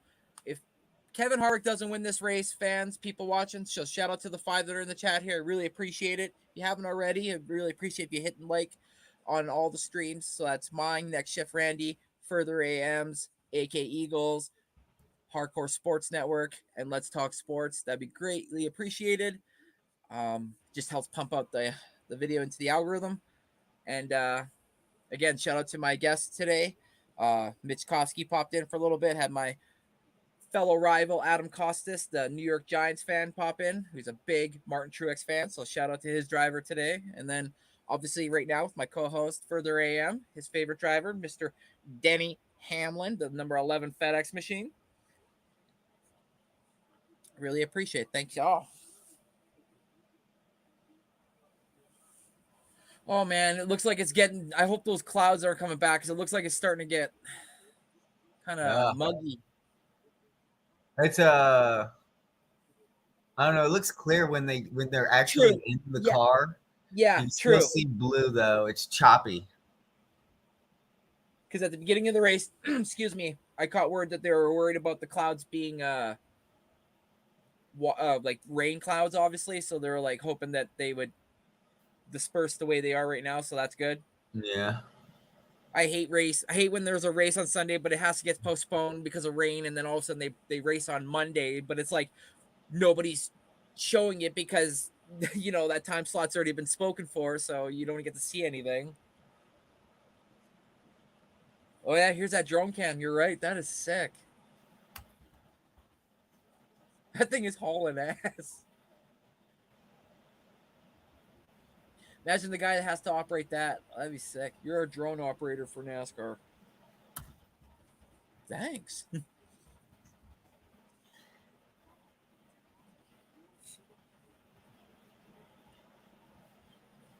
So, Chris Buescher in first. Brad Keselowski second. Eric Almirola is in third. Austin Cindric is in fourth. Ryan Preece is in fifth. Jeb Burton's in sixth. Corey LaJoie is in seventh. Ryan McDowell's in eighth. Haley's in ninth. And Denny Hamlin is 10th.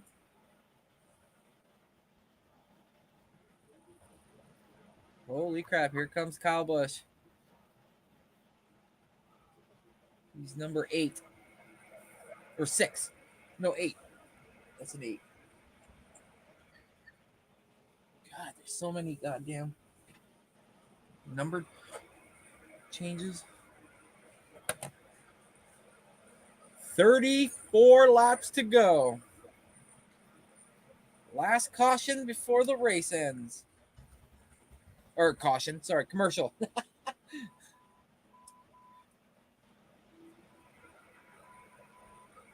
Wow.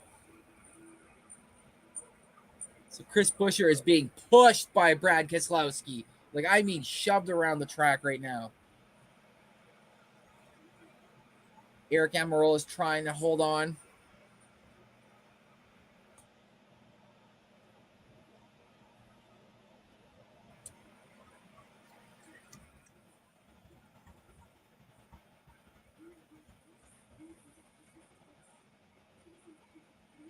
You know, it's like they've been pumping Wendy's car on during the race. Why McDonald's commercials?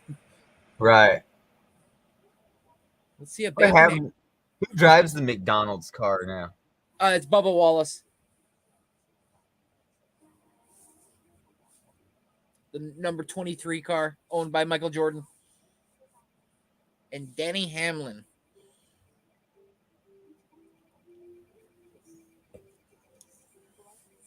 Come on, stupid commercials, man. Better yet, come on, Harvick. Where are you, brother? Ooh. It's way back there. 3, 4, 5, 6, 7, 8, 9, 10, 11, 12, 13, 14th. Or did he do that on purpose? Did he drop back on purpose because he knows it's starting to get crazy?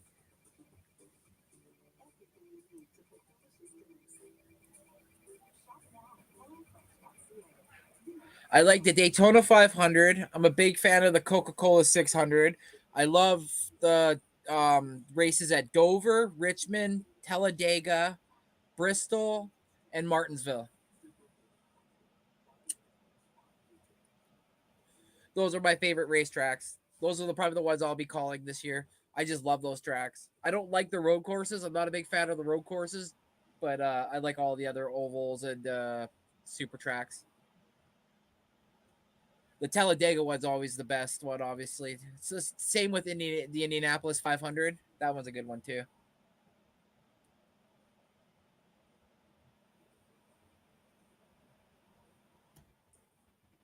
If the world ever came to an end and like we had no technology, I guess I'd have to be the sports person to tell everybody about stuff. Like, this driver drove this car back then. This player wore this back then. Don't kill him. He knows all about our stuff that's fun. So Daytona Spring winners in trucks, Zane Smith, Austin Smith, and then it cut off.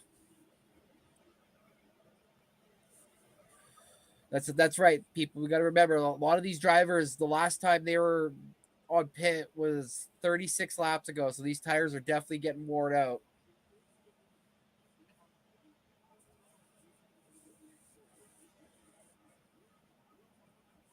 Chris Buescher has led 26 of the 169 laps today. But behind him in the pink and white mobile is Brad Keselowski. Then number 10, Eric Almirola, who was thinking about retiring in the offseason but said, I'll come back for one more year. And then the young kid, Austin Cindric. And another young kid, Ryan Preece. In fifth. And then our favorite, well, at least when I was growing up, Jeff Burton's son, Harrison Burton.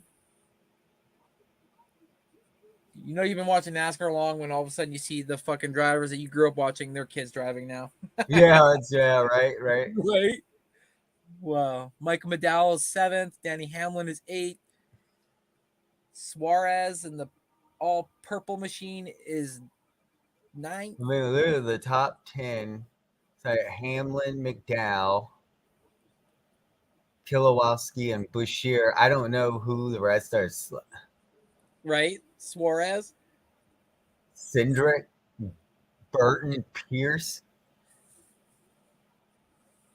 A lot of these are young rookies. Almirola. Yeah, he. Oh, there's Larson. I know made it in. I know him. Dylan, we know him. Harvick's working his way back up. There's Bush. Yeah, that's Kyle. Kurt Busch Yeah. doesn't race anymore. Say what? Kurt Busch retired. That's Kyle Yeah, that's Kyle.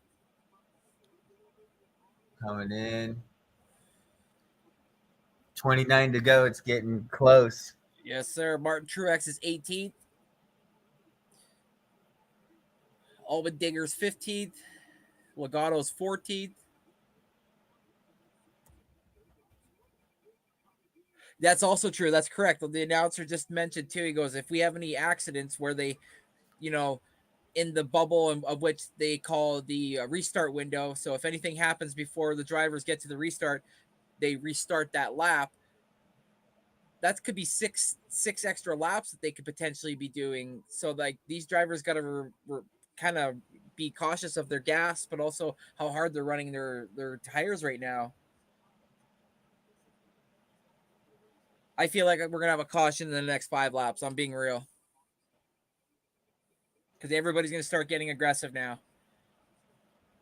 Everybody that's 20th to 15th and 15th to 10th are going to be the super aggressive ones, where everybody from 10th to 5th, from 5th to 1st are going to be super conservative until like the last 10 laps, where everybody behind them is going to want to get to that spot before the 10th lap. So yeah, we're going to have some magic here soon.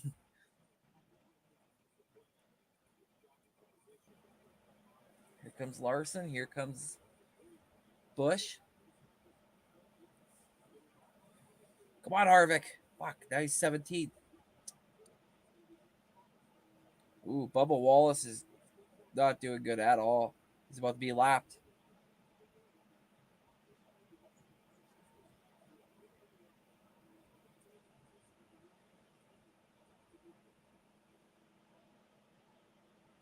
Austin Dillon and the 3 machine between Kevin Harvick and Martin Truex, their teammates, Austin Dillon and Martin Truex. So those two are probably trying to link up right now so they can get up to the front.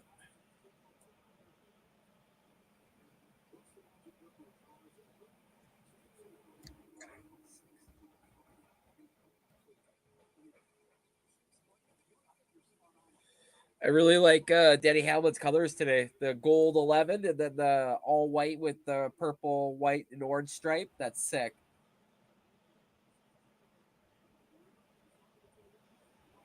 Woo! McDowell and Burton are just being aggressive trying to get to the front. Yes, why? Why? What's up? Sorry, I'm not talking to you.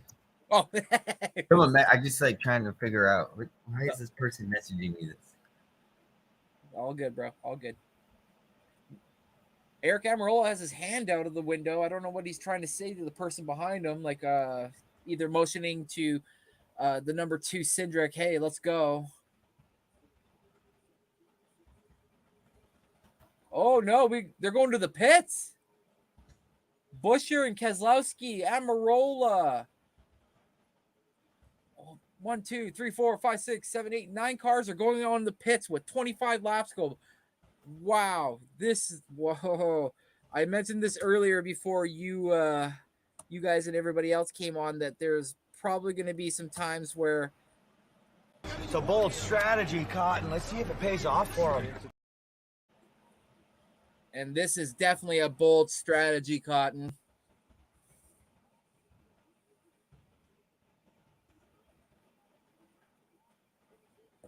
That is very interesting. I wonder if now another group of guys are gonna go into the pits too. It's on 24 to go. Yep.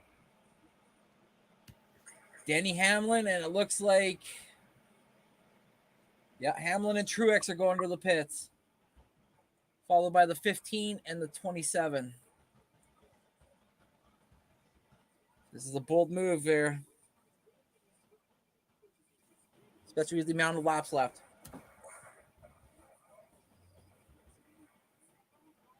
So they're just going in the pits just to get a splash of gas because they feel like they're probably going to be really close.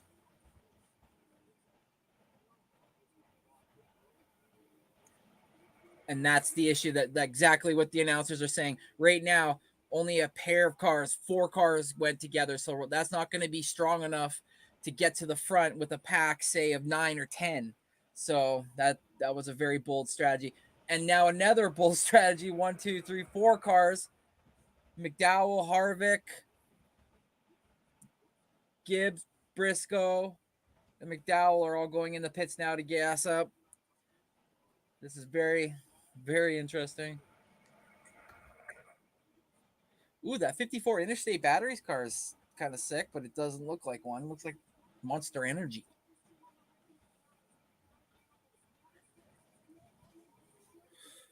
So right now, 22 laps to go.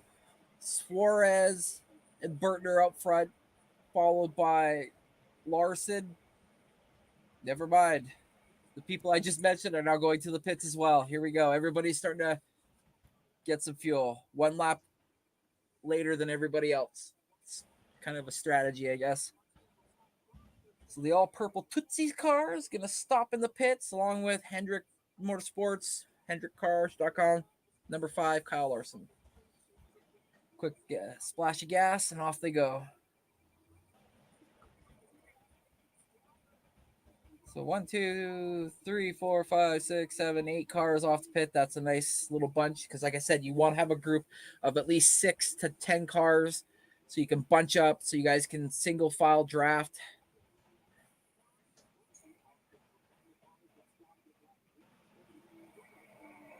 And Harrison Burton, along with Joey Logano, the number 42 car, and a couple others are heading to the pits now. So that's it. Everybody is now gone into the pits to get a splash of gas or tires. So this is it.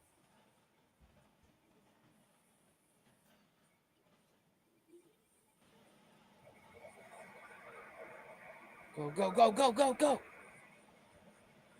Ooh, that Wendy's car, number 42, is pretty cool looking.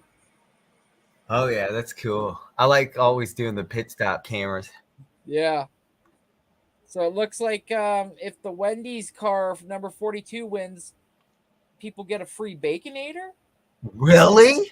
With I hope the it's not a bender. junior. That better be a full big one. Yeah, I'm having that right now afterwards. Yeah. Give me one of those baconators you're talking about. Really?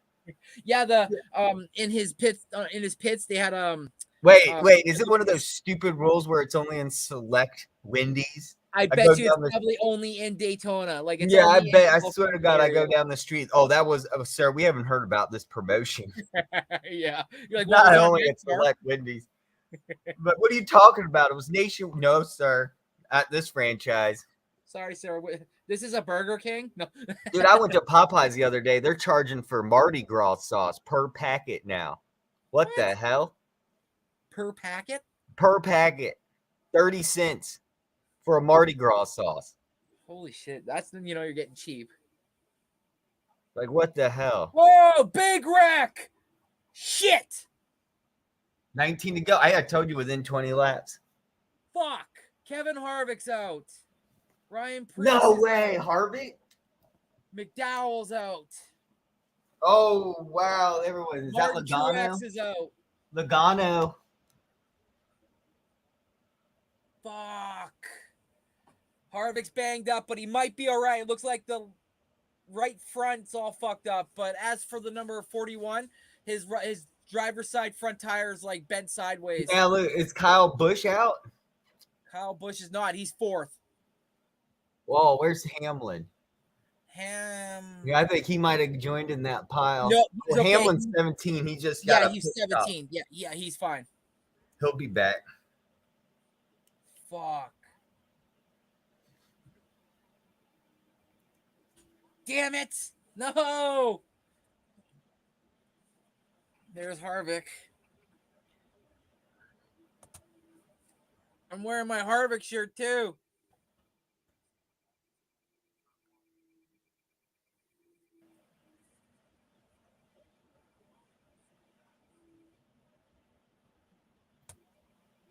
The 2 car.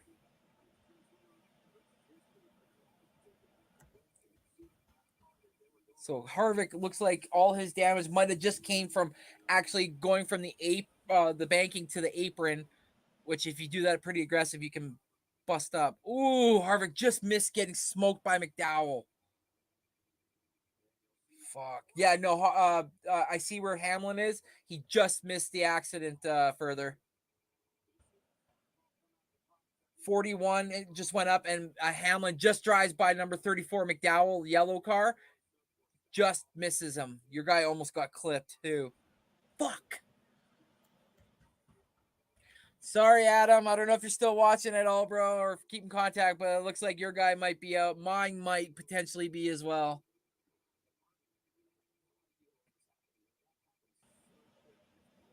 Son of a bee sting. Gosh darn it.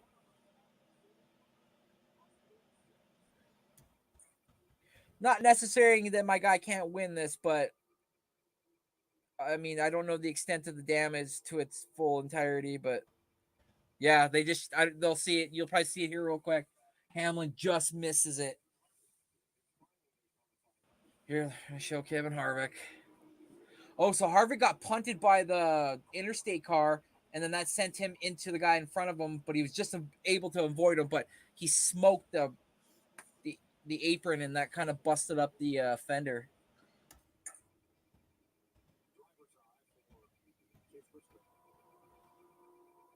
Oh, yeah, Chase Briscoe there was nowhere for him to go. Okay, I say we're going to have about 4 more cautions. No, right. Oh, yeah, I know, right? It's going to be a good hour. Yeah, exactly. Yeah. This was supposed to end at 6:30 your time, 4:30 my time. It's going to end at 7:30 your time, 5:30 my time. Yeah, they got to clean up all that, All the fiberglass, shrapnel, all the broken fucking metal. screws, those big bolts that'll shred a tire. So Kevin Harvick, Chase Briscoe, Martin Truex, Michael McDowell, Ryan Preece, Ty Gibbs, and Jimmy Johnson were all involved in the accident. I tell you what, I would love to just try to run up the wall. Oh, they like you mean like go up high as you can against the wall? Like what do you mean further? Oh no, you know how the wall goes so high up, there's like a vertical angle on the turns. Yeah. Yeah, just like go up and run up it like Ricky Bobby, like he was on fire. Oh, fuck.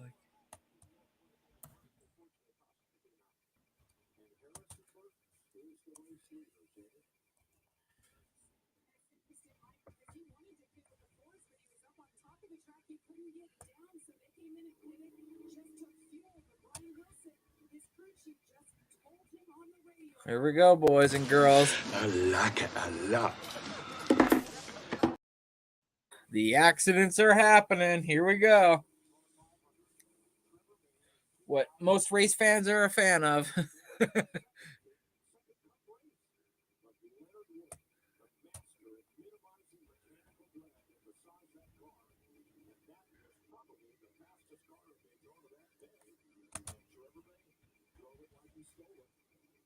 That's right, Jorge. Or George. I don't know how I pronounce it. If I pronounce it right or if I pronounce it wrong, sorry. But Jorge Rubio here says, that's right. Cautions breed cautions. That's right, my friend. That's yeah. That's the fan. Quest say. Cautions breed cautions. That's right. And you can't blame them though, because I mean now it's like I was saying this to my girlfriend Alicia. I was telling her before. I was like, most of the time people go, you ask somebody, who won the NASCAR championship this year? You know, a lot of them, unless they're a diehard fan, will be hard pressed to tell you that. But if you were to ask somebody, who won the Daytona 500? I guarantee you 6 to 7 people out of the 10 you ask would know the answer, just because it's such an iconic race. I mean, I want a Daytona 500 jacket so bad.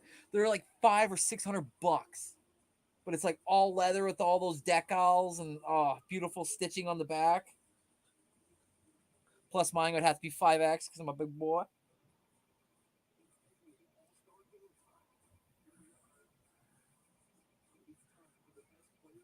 What got you into NASCAR further? Terry Labonte.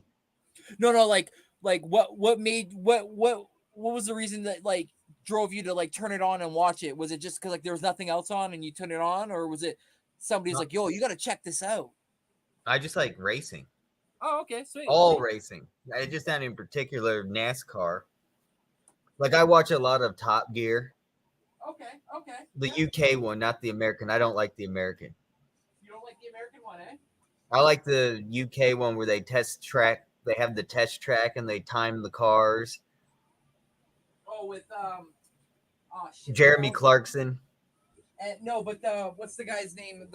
They call him Snake or no, the guy that's in all white. The Yeah, what's his name? What the hell is his name? Yeah, drawing a blank on that right now. But yeah, him where he can like The drive Stig. all the car. Sting, that's right, the Stig. Stig. And nobody knows who it is underneath the map. A lot of people speculate that it might be Michael Schumacher actually, but I doubt it. No, they found out who it was. Oh, did they? Yeah. It's a Formula One racing car, and it changed. It actually was a different Stig for different seasons. Oh shoot, I totally forgot about that. That's right, George. He says, I would say this season's going to have some memorable moments. I think the Chicago street race will definitely be talked about. That's right. They're gonna turn the city into like Are you talking about F1? No, NASCAR. NASCAR's gonna ride the streets No of way. Chicago. Yeah. No way. Yeah, dude. Yeah, they're supposed to shut it down and make it like a road course. I'm looking forward to the Formula One racing in Las Vegas. Oh, that ought to be interesting. Yeah. See, I'm a big racing. I like racing that's on dirt, so I like the sprint cars and like the late models and stuff like that, you know? But like you, I like cars. So I'm like a huge fan of like watching Top Gear because like in Top Gear, like they obviously like they push all the cool cars or cars that we always dreamed about as kids of owning or whatever, or playing on video games. They push them to the limit, so it's fun to watch like how these cars handle and whatnot. And they're funny, so it just makes that better too.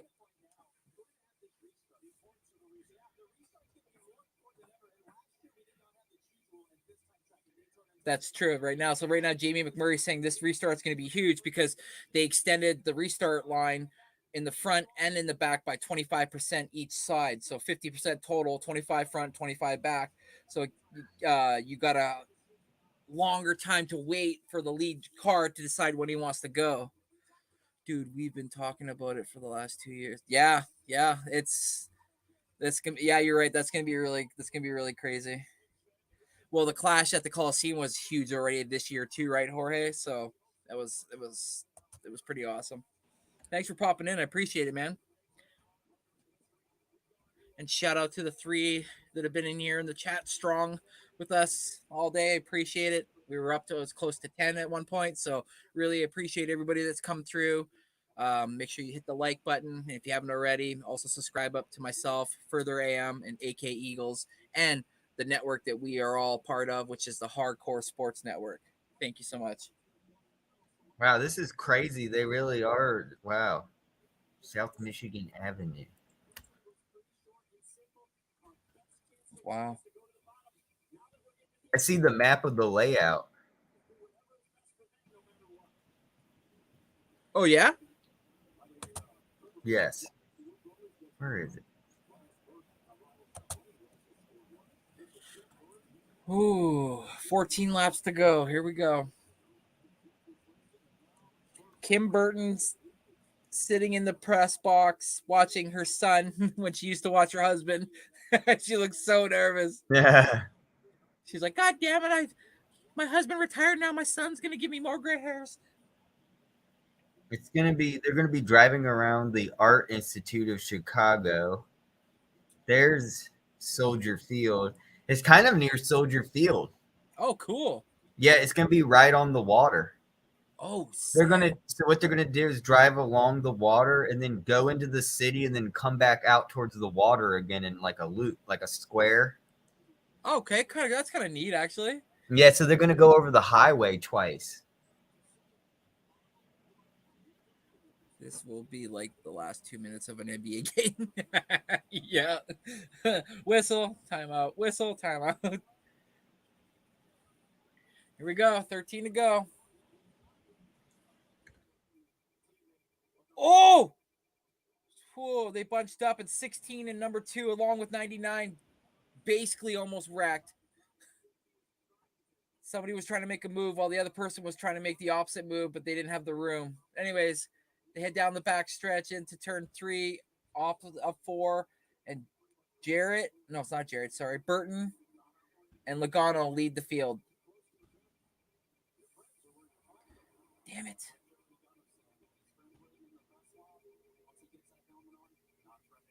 I don't want Logano to win. I already said I don't want him to win. 12 laps to go. Logano takes the lead. He's out all by himself. Allmendinger now up behind him, followed by Kyle Larson and Eric Suarez. Oh, and Allmendinger shoots past Logano and leaves him up to dust out on the opposite side. Logano and Larson, tail and tail. Ooh, Logano got loose. He falls out of... Oh, he's falling right to the back. See, I don't know these... So Austin Cindric picks up... Oh! Burton sideways hits Kyle Busch, but no accident. Oh! Holy crap. Oh my God, here comes Jimmy Johnson. Someone's smoking.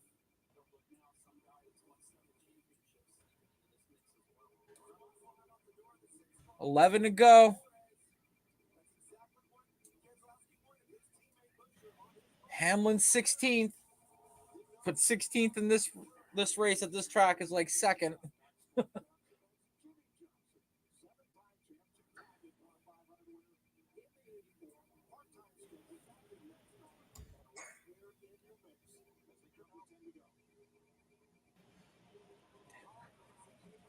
Like I said, 16 to 18 cars right now in a little pack right now. Brad Keselowski leads, Chris Buescher followed by Kyle Busch, Austin Dillon, Suarez, Byron, Johnson, and Stenhouse Jr.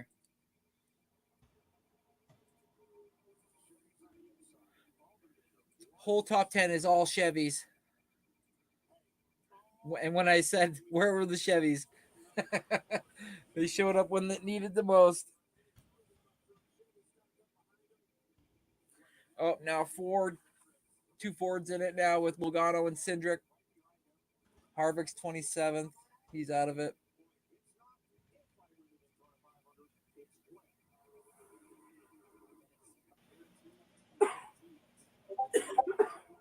Nine laps to go.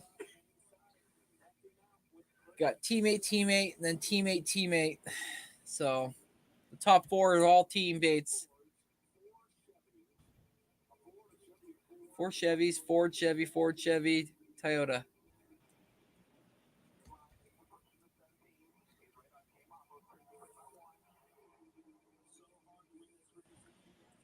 Can Kyle Busch win the Daytona 500?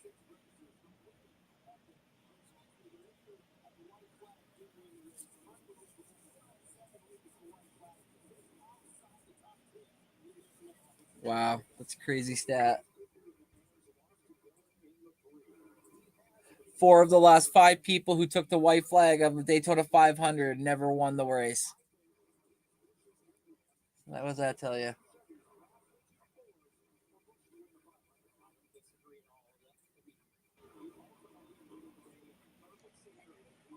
Eight laps to go. We have Brad Keselowski followed by Chris Buescher, Kyle Busch, Austin Dillon. But why I can't draw a blank on that one? Byron, Stenhouse, and Logano. Oh.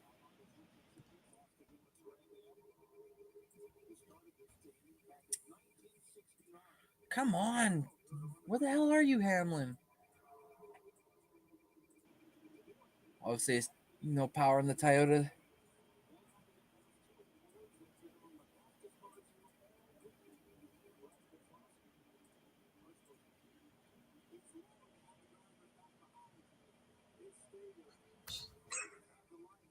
Seven to go. Same running order. All single file. No one wants to make a move because if you make a move and no one comes with you, you're left out to dry.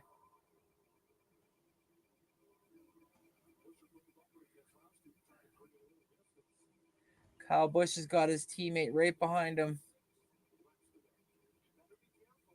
But we all know when this comes down to the last 2 laps, it's every man for themselves. Teammate or not.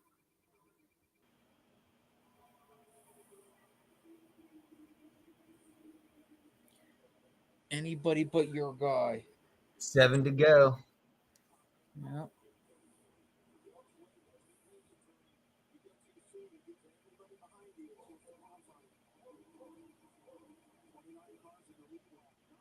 "29 cars on the lead lap." Chris Buescher is heavy on Keselowski's ass. Can Keselowski win this race, or will it be Chris Buescher, Kyle Busch, Austin Dillon?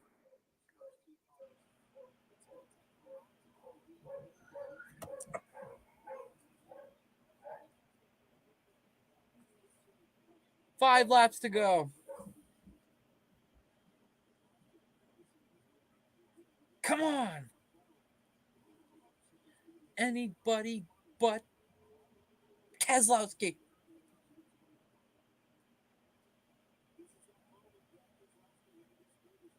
I think Buescher's winning this race.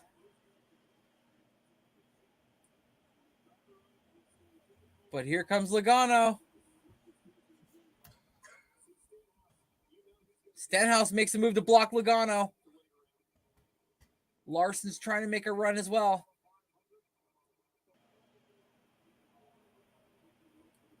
4 to go. Who is going to win the 2023 Daytona 500? Is it going to be the vet, Brad Keselowski? Is it going to be the journeyman, Chris Buescher? Is it going to be the one everybody hates, Kyle Busch? Or will it be somebody else?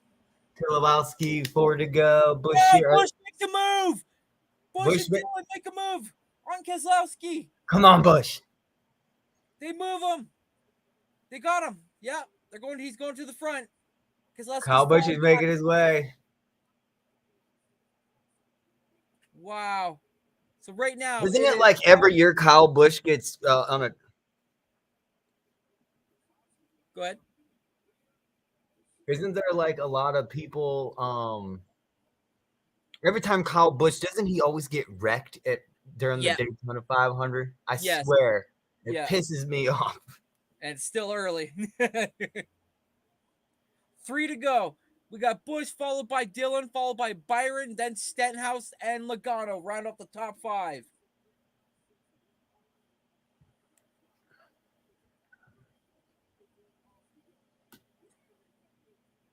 That's right. Who's going to make the move? Is anybody going to try to make a move with 2 laps? Oh! Suarez spins! Caution flag is out.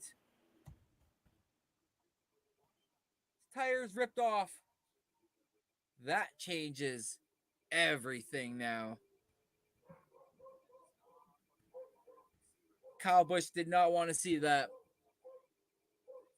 Because now it's going to get interesting. Because now that means anybody that's from freaking first all the way to 15th could have a shot now. Because now we're all going to be single file up, or all bunched up, sorry. So Hamlin, your boy Hamlin still has a shot. Oh, I was too busy looking away. I didn't see all the comments.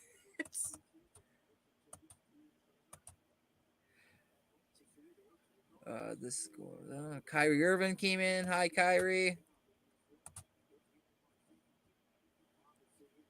What your opinions about Auto Club? If the racing is fantastic like it was last season, does it really need to be reconfigured? Honestly, George, no, it doesn't. But like Adam was mentioning before in the chat or on the stream, sorry, that it's always about dollar bills. It's always about other people trying to better something that doesn't necessarily need to be bettered.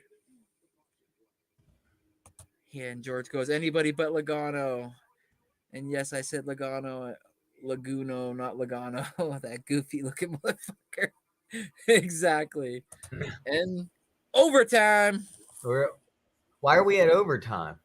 That's what happens when there's an accident with less than 5 laps or 4 laps left. Oh, got you. They Is call this it a overtime. time when Kyle Busch, should he go in the pit? No, he's sitting out. No, so for the overtime, No, but that lottery ticket must have helped out. Instead of winning the lottery, he's going to win the 500. Oh my God, he might as well just tear up that lottery ticket then. No, overtime rules are you have if there's an accident before the driver passes a certain point on the track, that lap doesn't count and they restart it. And they can do it up to 6 times.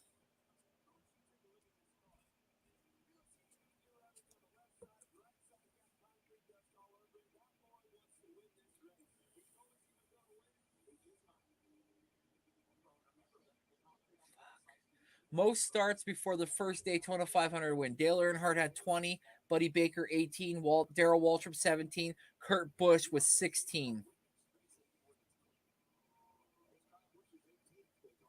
This is Kyle Busch's 18th start.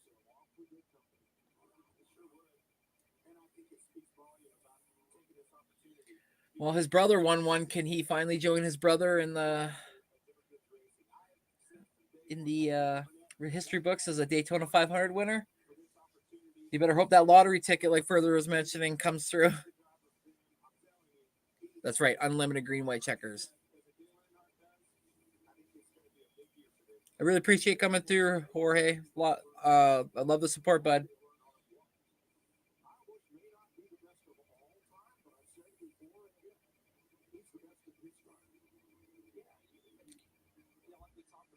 I really want to see somebody like Stenhouse or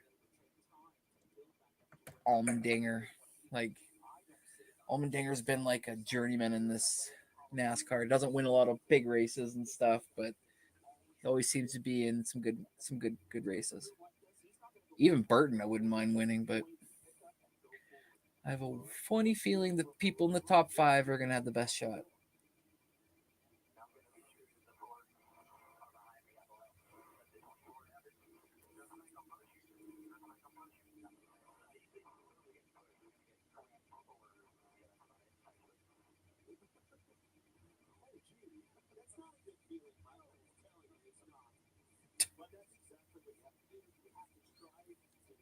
Richard Childress Racing Owners looking on.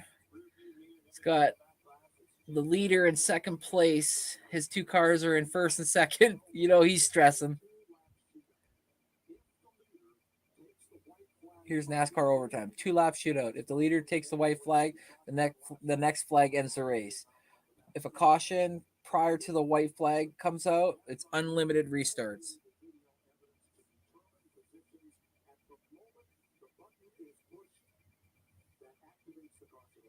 Oh, brutal, bro. Well, hopefully you get better, man. And congratulations to your Kansas City Chiefs. Here we go. Do you remember how many laps there were left? 3.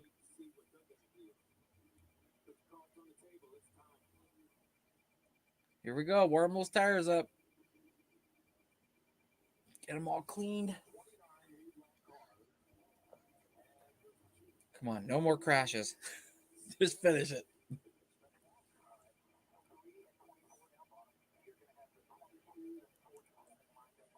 Can Danny Hamlin? Can somebody else? What the?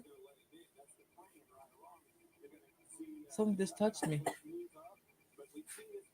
Is Baby Lou behind me? Oh yeah, she is. I didn't even see. Oh my God, my cat's behind me. Scared me.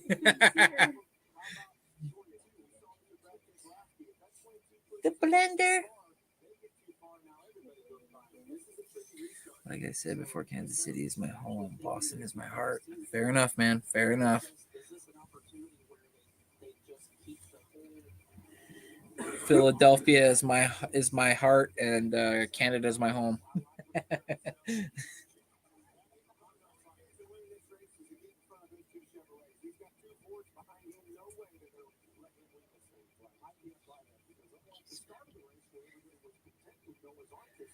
Yeah, so the track is 2.55 miles long. So every lap for 200 laps, that equals up to 500 miles. But all this extra overtime puts wear and tear. Look at all the people that showed up. That's awesome, man. I know. Still nice. It's so nice to see that NASCAR still has like some loyal fans. Here we go. Coming out of turn 3 into the final stretch into 4.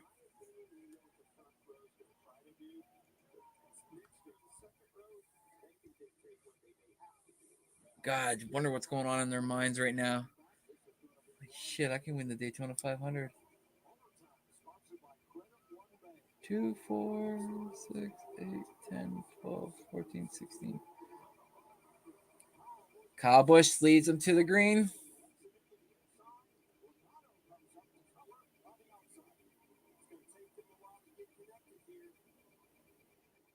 Alicia.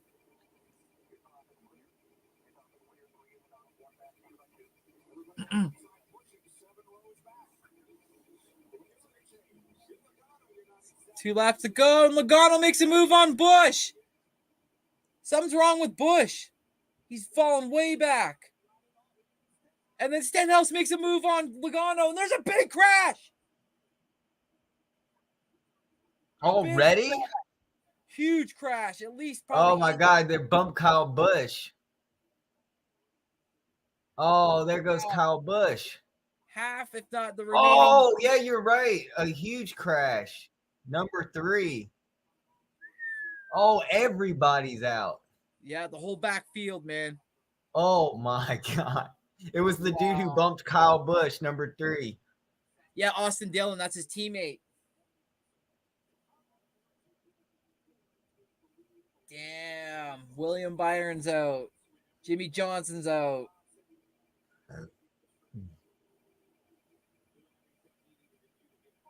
Man, there's a lot of people out. Holy.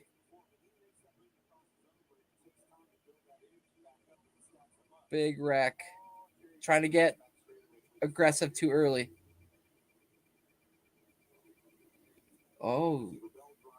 So Byron moved number 3, which is 24, and then that was it.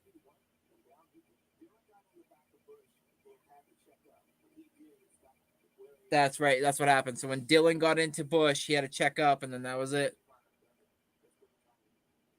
Austin Dillon, you were a special kind of special.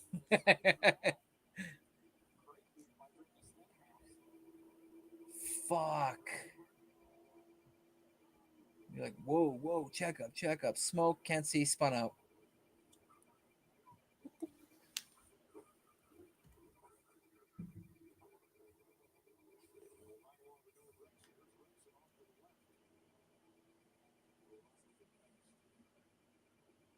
What are you doing, baby Lou? You trying to see all the comments?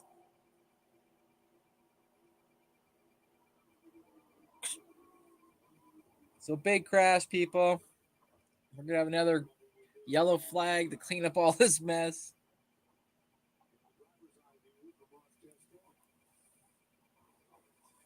Again, probably took out another 8 to 10 cars. 3 accidents today take out 10 plus cars. Yeah. That was a big one.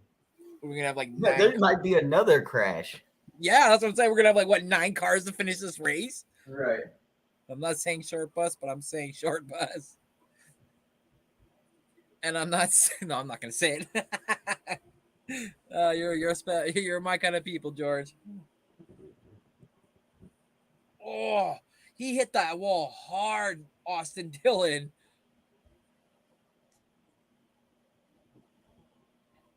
The amount of money that these owners had to put into these cars every race. Just imagine the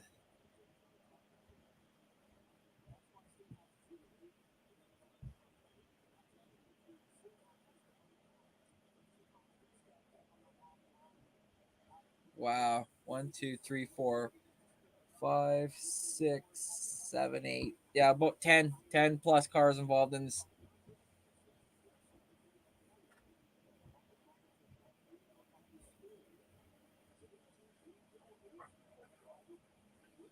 See, Ricky Stenhouse has been in the Cup Series for 11 years. He's 35 years old, has 2 career wins. Like, this is the kind of guy that would benefit big time from a 500 win. Cars held together by duct tape and hope. Yeah, or flex tape. That's just flex tape, actually, eh? Oh, bye, Jimmy. Yeah, should have stayed retired, fucker.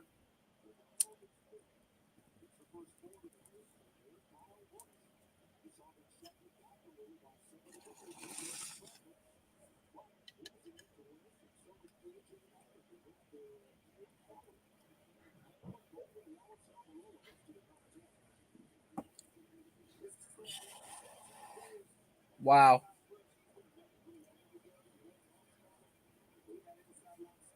Come on, Ricky Stenhouse Jr.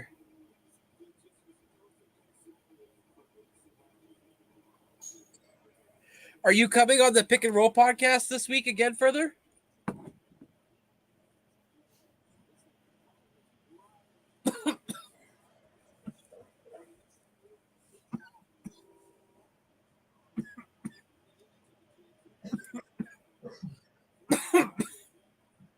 People, you can see why they can break their wrists easy. Hitting that wall and that steering wheel janking on you left to right, you're told to let go, but your natural human reflexes are to try to avoid and get out of that. So when you're holding it, bang. There's a good shot by Noah Gragson twice, putting his hands on his chest as he got smoked.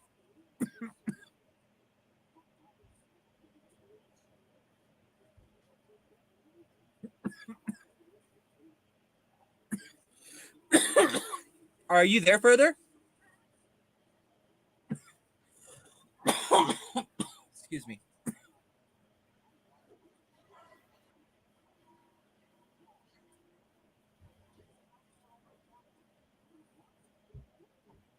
Ooh.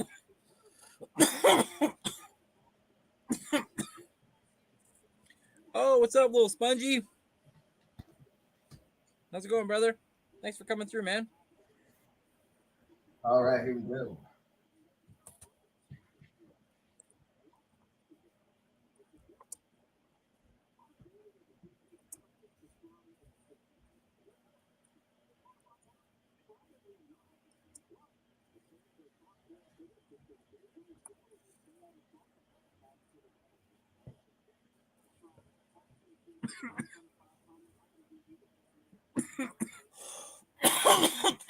So, everybody involved in the lap 203 wreck: Ross Chastain, Austin Cindric, Austin Dillon, Brad Keselowski, Denny Hamlin, Riley Herbst, Harrison Burton, William Byron, Justin Haley, Zane Smith, Todd Gillen, Noah Gragson, and Jimmy Johnson.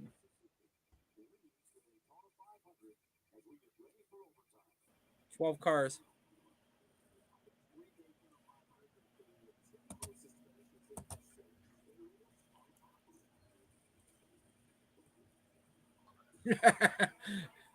My hacking, George, isn't for the same reasons as yours. We'll put it that way. Do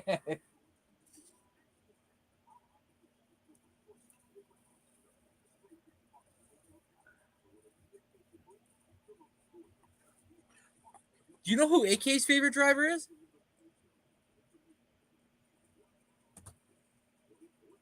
Must be a way.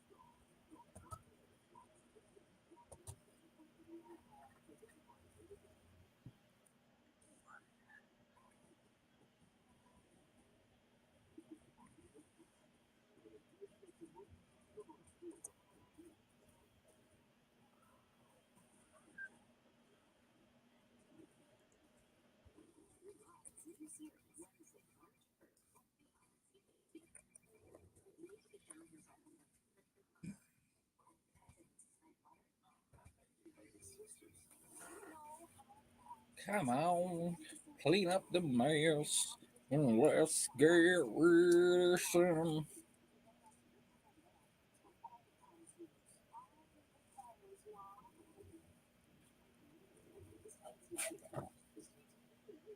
I want to watch the NBA All Star game. Yeah.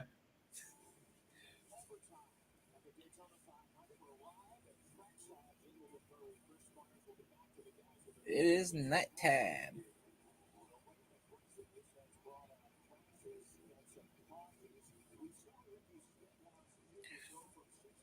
How many legit cars are on the lead lap?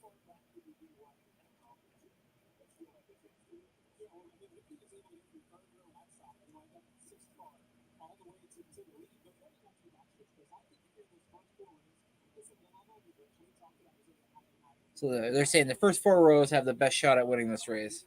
Yeah. So first to 8.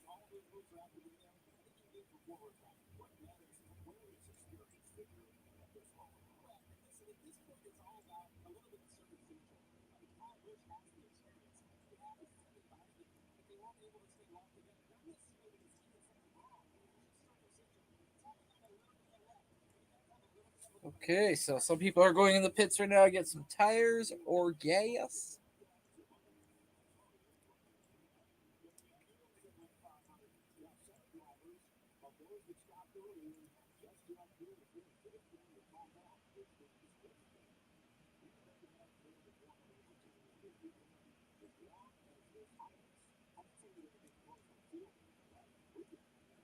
Yeah, some of these guys have to be getting close on fuel.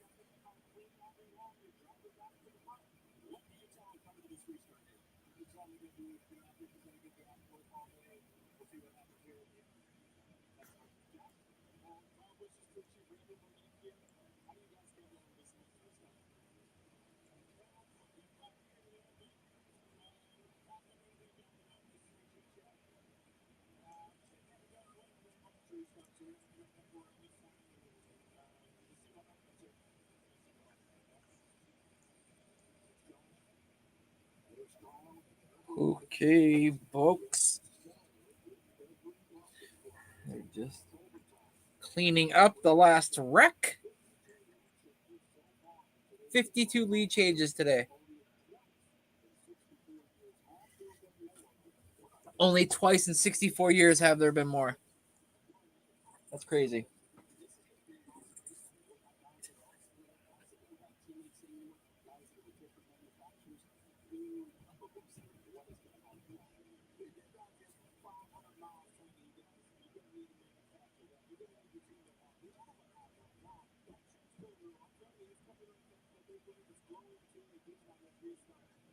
The choose cone.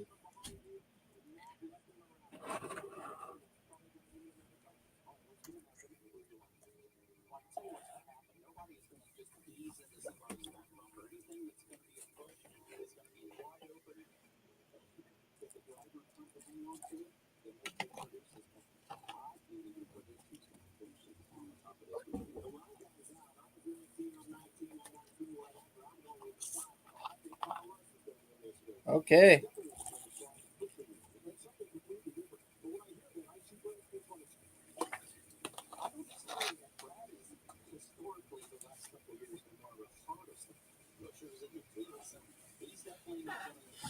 Okay, so they're saying Keselowski or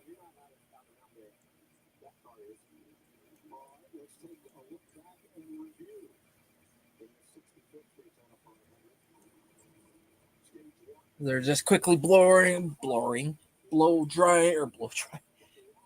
They're cleaning the track. Yeah, we got a lot of damage. Oh yeah, man. Fuck.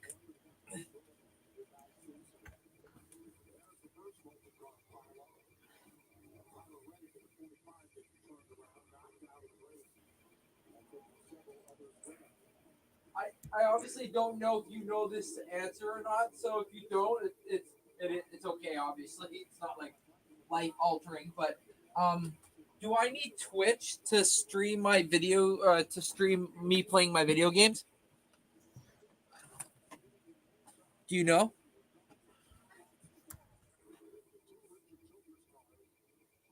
further. What? Do you know if I need Twitch to stream my video game playing, or no?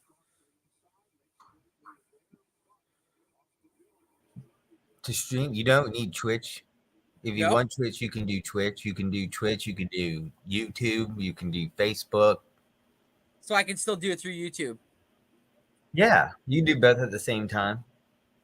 Okay.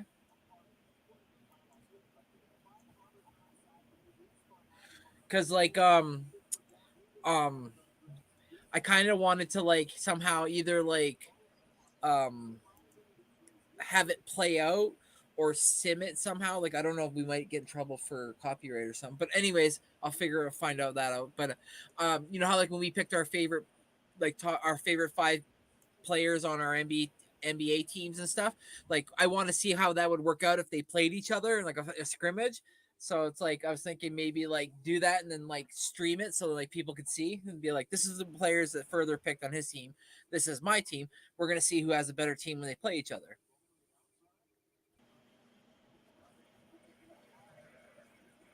Damn. Kevin Harvick's 10th? Okay. Okay. My boy Kevin's in 10th. I'll take that. Your guy's 8th.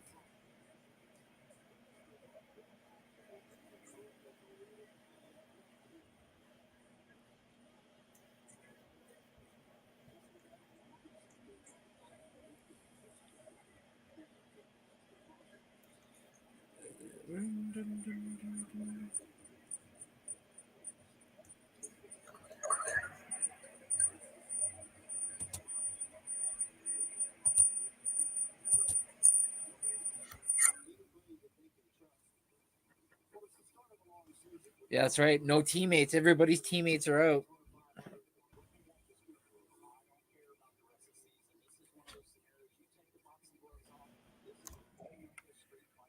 This is a bare knuckle street fight. Yep.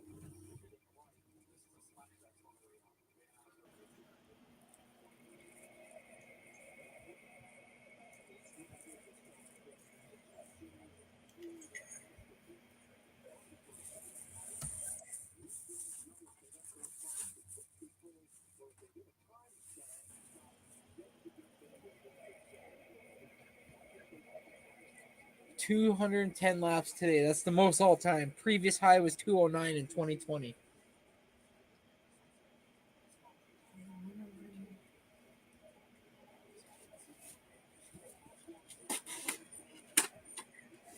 Here we go.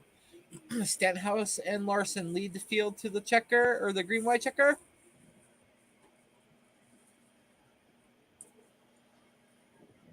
So 2 laps to go. Here we go.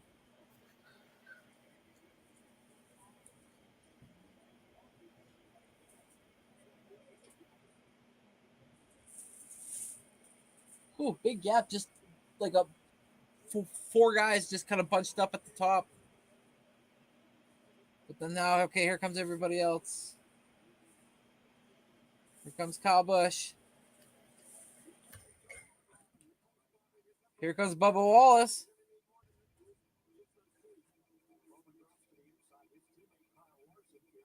Could Bubba Wallace be the first black driver to win the Daytona 500? Bubba's pushing Kyle Busch. Here's the white flag. 3 wide. Oh, shit. Oh, big accident.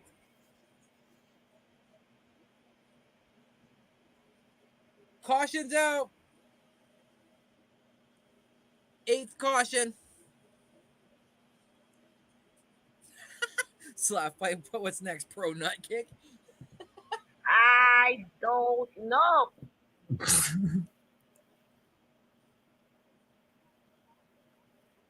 The hell?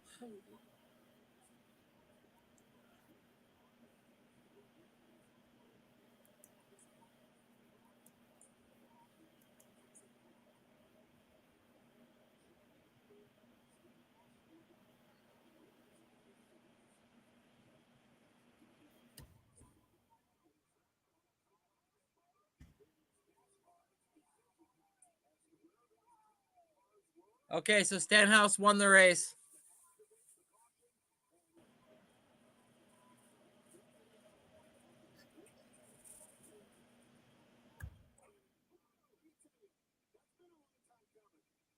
Wow. So NASCAR decided that where the caution was called, that it was basically predicated that their decision and Stenhouse won.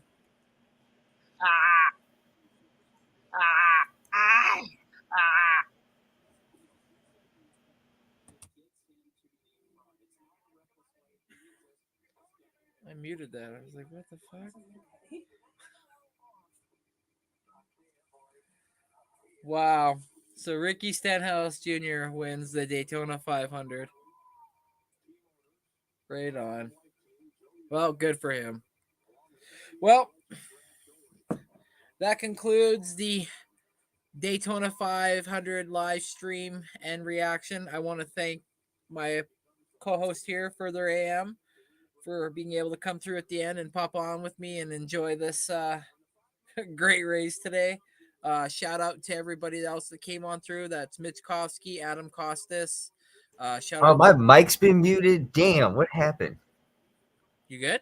Yeah, I don't know why, but my mic's been muted the whole time. I had no idea. Okay. Shout out to Jorge in the chat. Shout out to Little Spongy. Everybody else that came through, I really appreciate it. Like I said further, thank you so much for coming through, man. Here at the Yeah, end. that was. Man, I Go ahead. can't believe Kyle Busch didn't win. Right. But at least he survived the race, so he's got that lottery ticket. Yeah. All right, man.